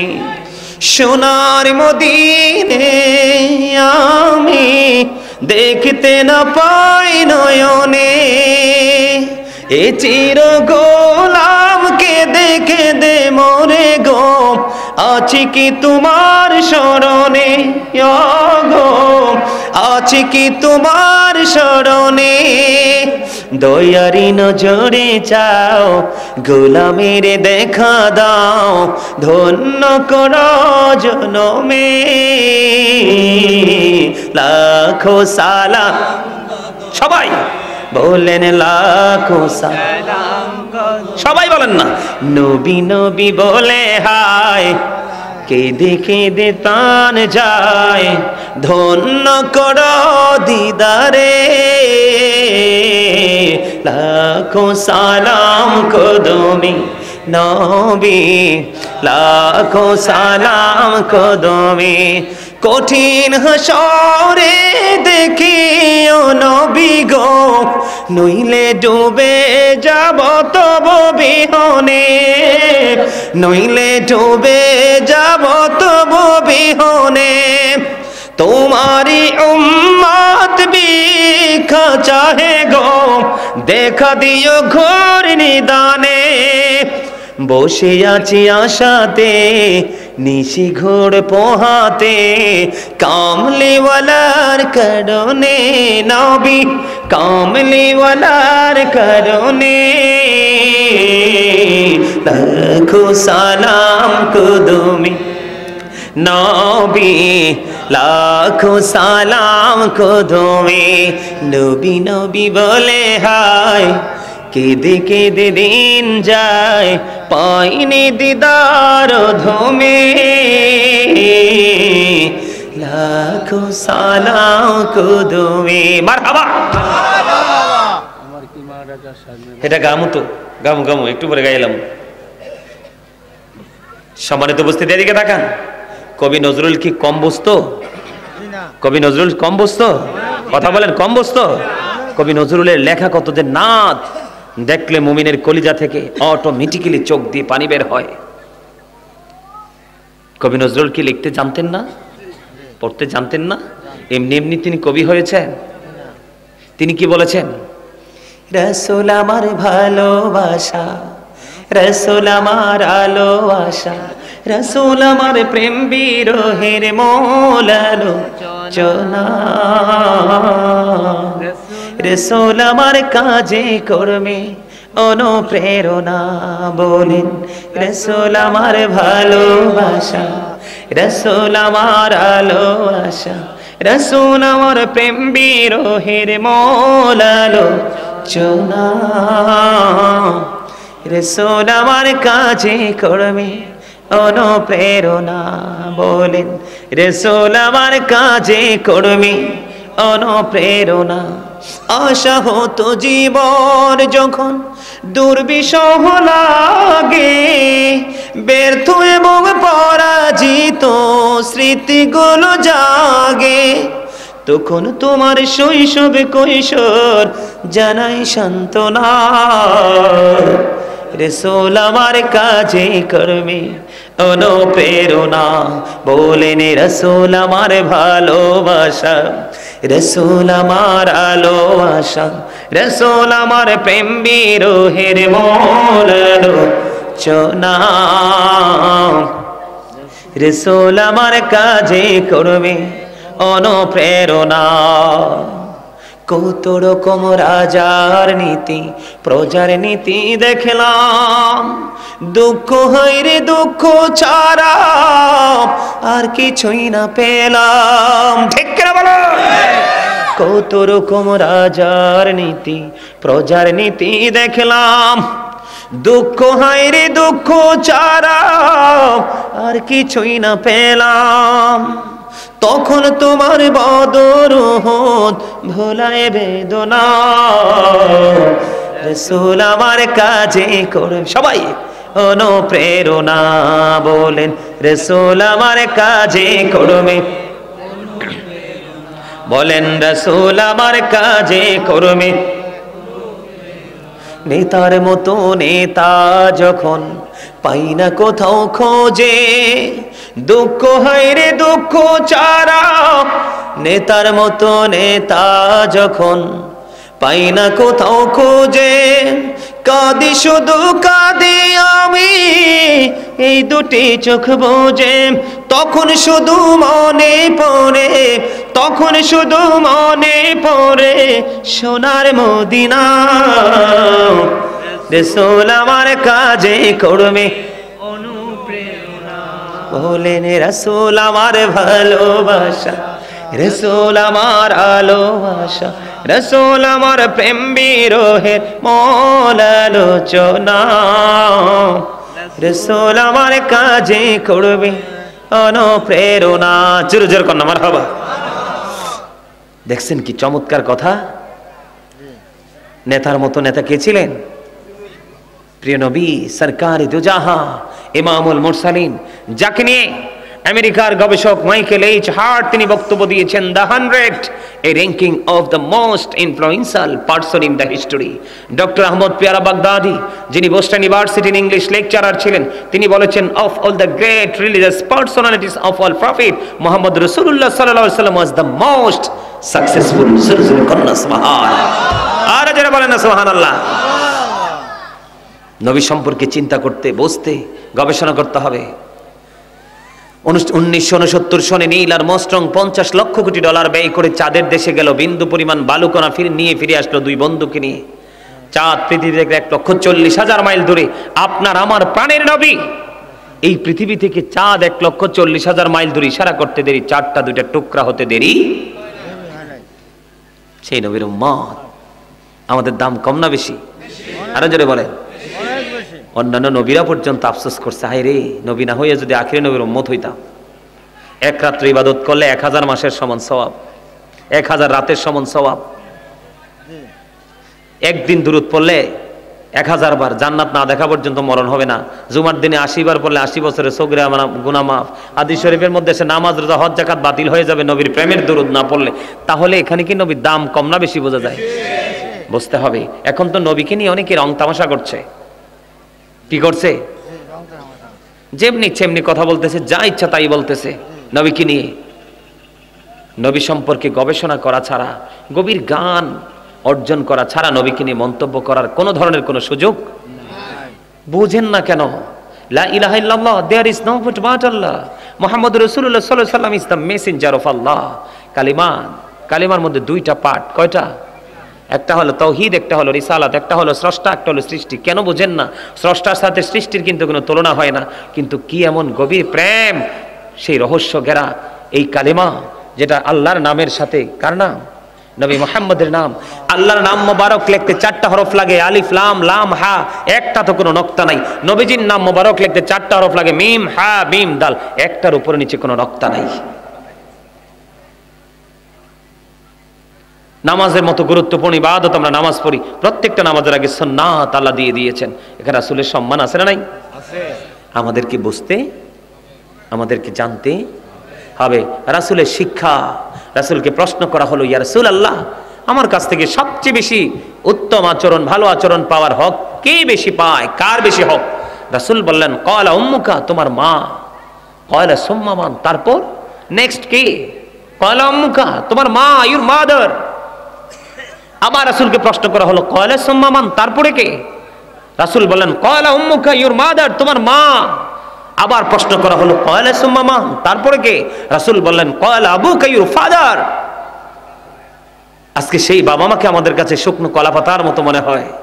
বাবা মাকে ভালোবাসা ফরজ, তাদেরকে কষ্ট দেওয়া হারাম। নামাজ জান্নাতের চাবি, মেনে নিলাম, কিন্তু জান্নাতি যদি খুঁজে না পান, চাবি কোত্থেকে আসবে? চাবি দিয়ে লাভ কি?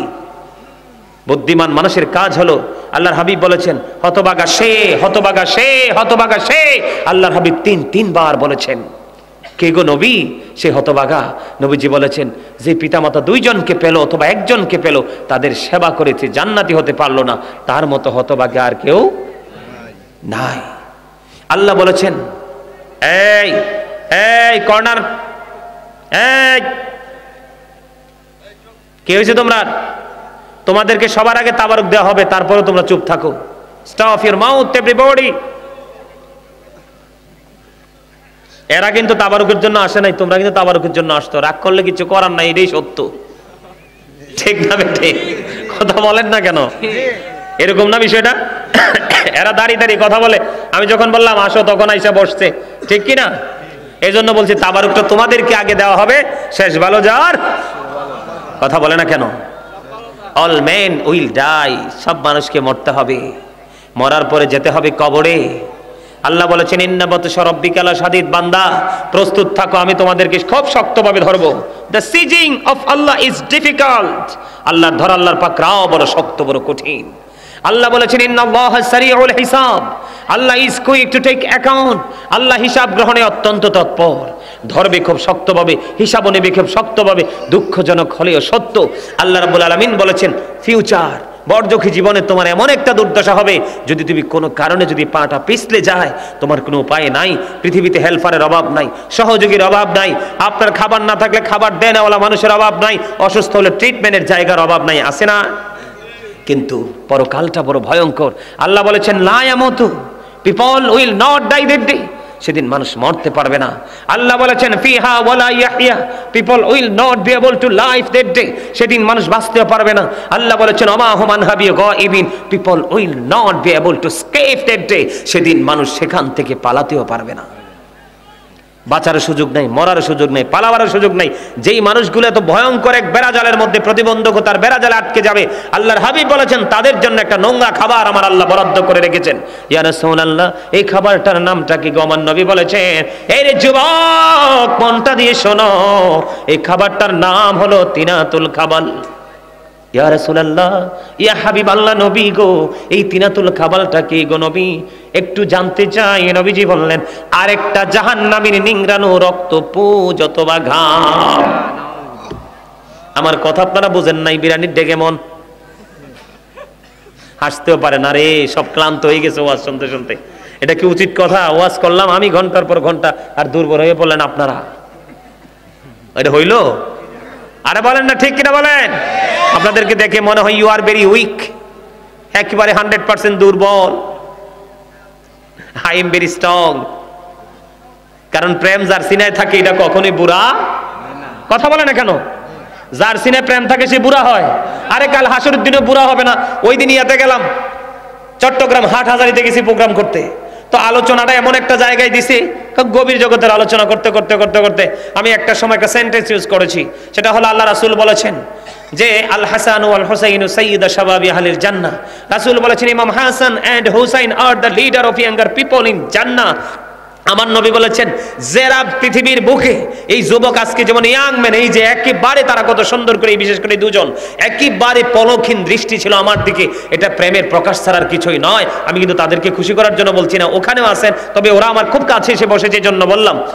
আমার রাসূল বলেছেন যেই যুবকেরা দুনিয়াতে থাকা অবস্থায় যৌবনকালটাকে কাজে লাগাইয়া ফিউচার পর্যন্ত পৌঁছাবে, বর্জকী জীবন পর্যন্ত পৌঁছাবে, কাল হাসরের দিন আল্লাহ রাব্বুল আলামিন তাদের রিসিভের ব্যবস্থা করবে ইমাম হাসান হুসাইন দুইজনের মাধ্যমে। জোরে জোরে কন্যা সুবহানাল্লাহ।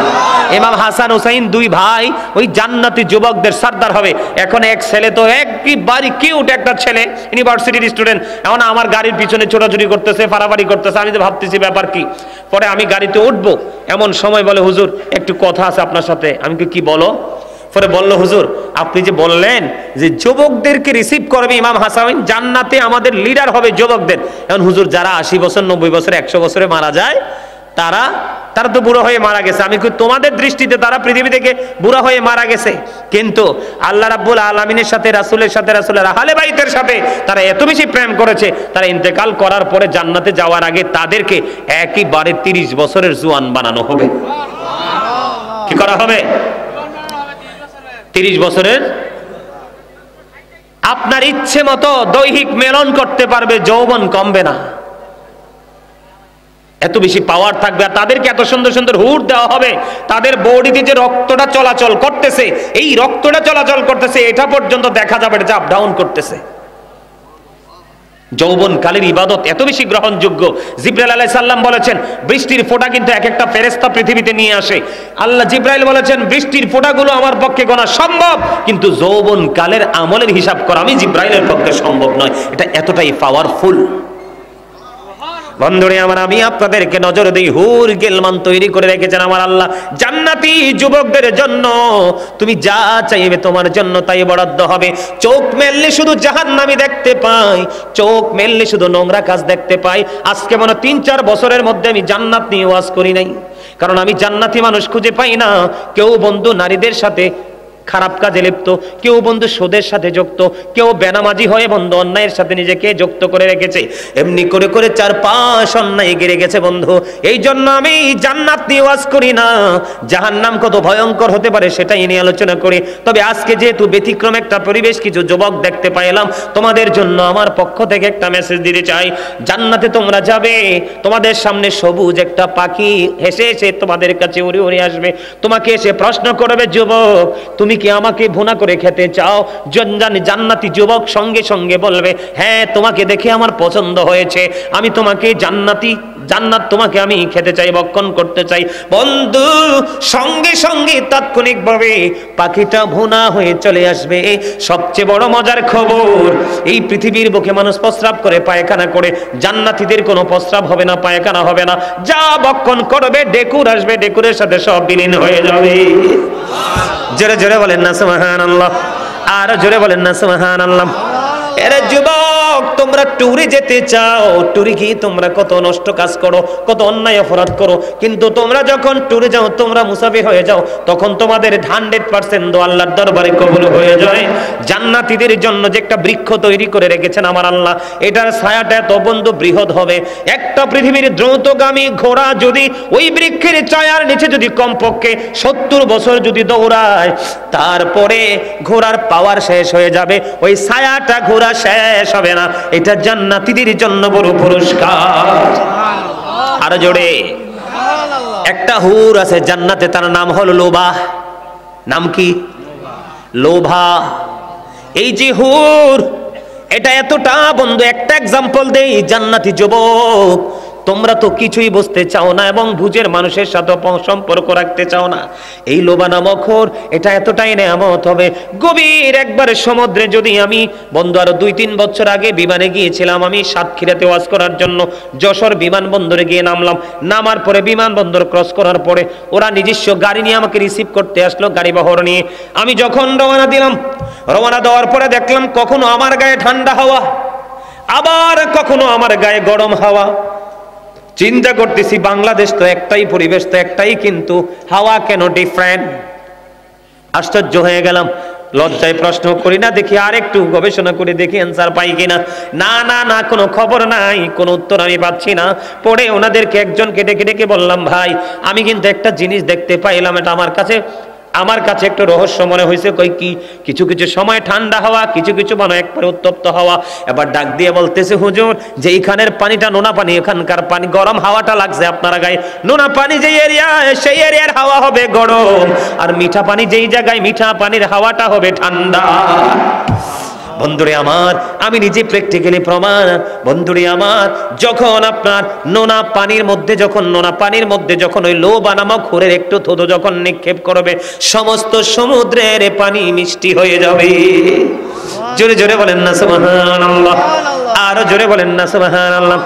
যখন গোটা পৃথিবী অন্ধকার হয়ে যাবে, হয়তোবা অন্ধকার কোন জগতের দিকে যখন এই লোভা নামক খোর যখন তার চেহারাটা দেখে মিষ্টি হাসি দিবে, তার চেহারা এবং ধাতের ঝলকে বন্ধু কোরা পৃথিবীর অন্ধকার দূর হয়ে বন্ধু আলোকিত হয়ে যাবে। ওই সমস্ত হুরগুলো জান্নাতি যুবকদের জন্য আমার আল্লাহ বরাদ্দ করে রেখেছে। একটা না, পৃথিবীতে আপনি বিয়ে করতে পারবেন 4টা, আর জান্নাতে আপনার জন্য বরাদ্দ থাকবে 70টার চাইতেও বেশি। লাভ না লস? তে লাভের জগৎ, এই জগৎ সবকিছু চাই নগদ। কি কন্যা কেন কি এমন কাজ করছি বেতন অনেক দিতে হইবে, কিন্তু বাকি থাকলে যে পরে পাওয়া যায় এটা বুঝে না। কথা কি বুঝে আসছে আমার? আমরা তো চাই এই কাজ করছি, বেতন নেই, খাইয়া শেষ করে ফেলি, ঠিক না ঠিক? আরে জোরে। জান্নাতি হতে হলে মা বাবাকে ভালো কথা কয় না।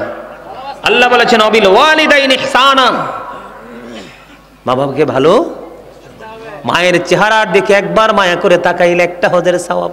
নবী গো যদি দৈনিক 100 বার তাকাই গো, আমার নবী বললেন 100টা হজের সওয়াব। বলে হুজুর মায়ার নজরটা কি সেটা তো বুঝি না। মায়ার নজরটা হলো এমন, যেমন ধরেন আপনি মায়ের দিকে ভালো করে তাকান না, হঠাৎ করে আপনি আপনার মায়ের চেহারার দিকে তাকাইলেন, আপনার কাছে মনে হয়েছে মায়ের চেহারাটা শুকিয়ে গেছে, শুকনা হয়ে গেছে, মায়ের চেহারার দিকে তাকাই আপনার বড় মায়া লাগছে।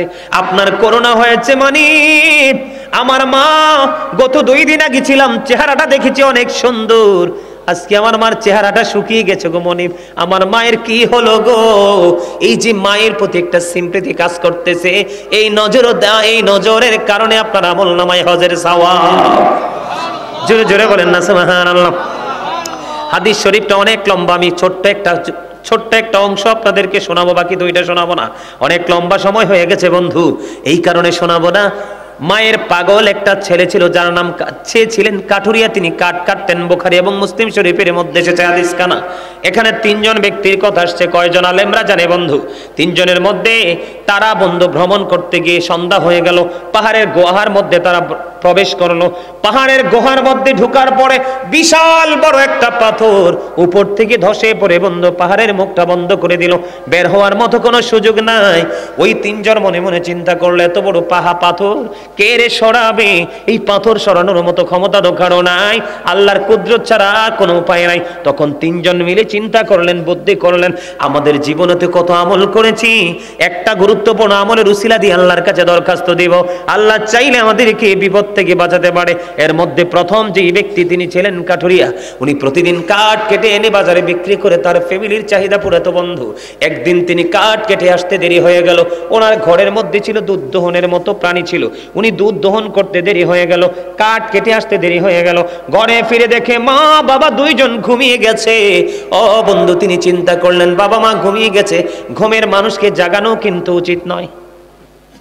এবার তিনি কি করলেন, তিনি দুধ দহন করলেন, পাত্রটা হাতে নিলেন, পাত্রটা হাতে নিয়ে বন্ধু বাবা মা যেই রুমের মধ্যে ঘুমাইলো, দরজাটার মধ্যে দুধের পাত্রটা হাতে নিয়ে দাঁড়িয়ে রইল।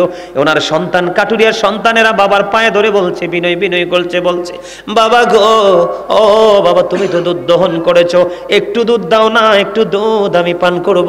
এই কথা বলার পরে বন্ধু এই কাঠুরিয়া ডাক দিয়ে বলল, তোমরা আমার সন্তান হয়েছো ঠিকই, কিন্তু কখনোই আমার মা বাবার চাইতে দামি হওনি। আমি বলেছি আমার বাবা মাকে দুধ যতক্ষণ পর্যন্ত না খাওয়াইতে পারবো, অতক্ষণ পর্যন্ত আমি তোমাদেরকে দুধ খাওয়াতে পারবো না। বন্ধু বাংলা বই থেকে গ্রহণ করিনি, কালেক্ট করিনি, সিয়াসিত্তার অন্যতম গ্রন্থ বুখারী শরীফের মধ্যে এসেছে হাদিস খানা। বন্ধু এবার কি করলো, সারাটা রাত বন্ধু দুধের পাত্রটা হাতে নিয়ে দাঁড়িয়ে রইলো। আসসালাতু খায়রুম মিনান নাউম, ফজরের আজান যখন হয়ে গেল, এবার মা বাবার ঘুম ভেঙে গেল। ঘুম ভেঙে যাওয়ার পরে বন্ধু মা বাবা ফ্রেশ হয়ে নামাজ পড়লো, সন্তান মাকে দুধ পান করালো, বাবাকে দুধ পান করালো। সন্তানের কলিজাটা বন্ধু ঠান্ডা হয়ে গেছে। এই সন্তানটা আজকে বিপদে পড়েছে, পাহাড়ের ভিতরে, পৃথিবীর কেউ দেখে না।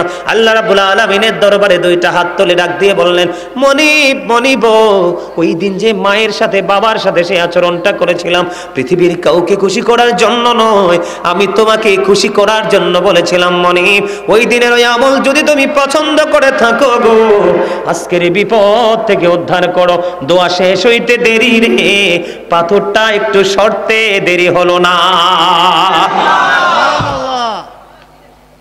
মা বাবা নিয়ে আলোচনা করলে শেষ হবে না, এটা তো বড় একটা সমুদ্র।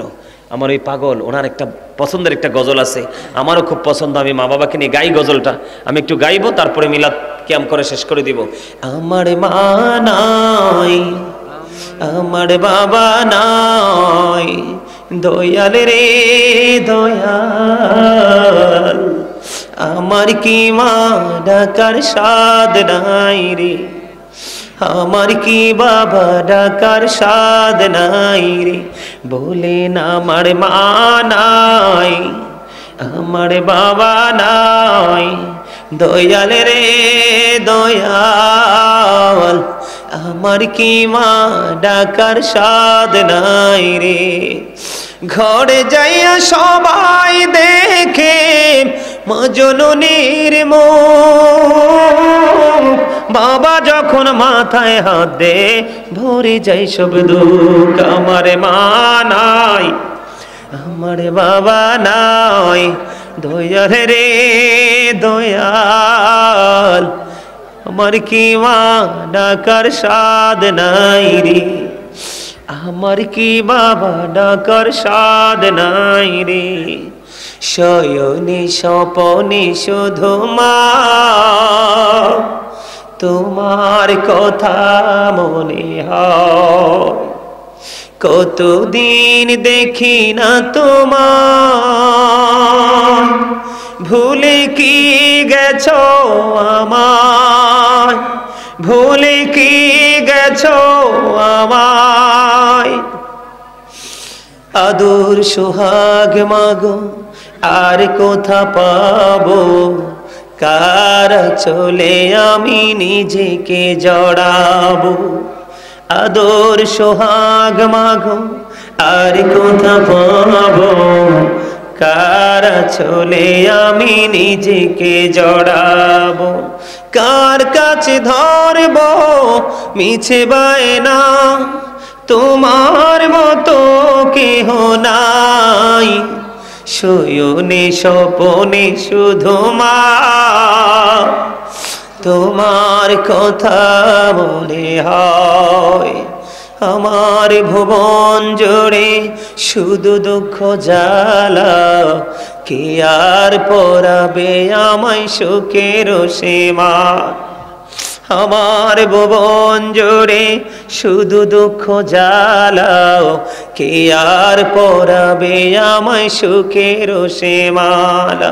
কপলে কে দেবে আর কাজলের টিপ, তুমি জেনে ধরায়, শয়নে স্বপনে শুধু মা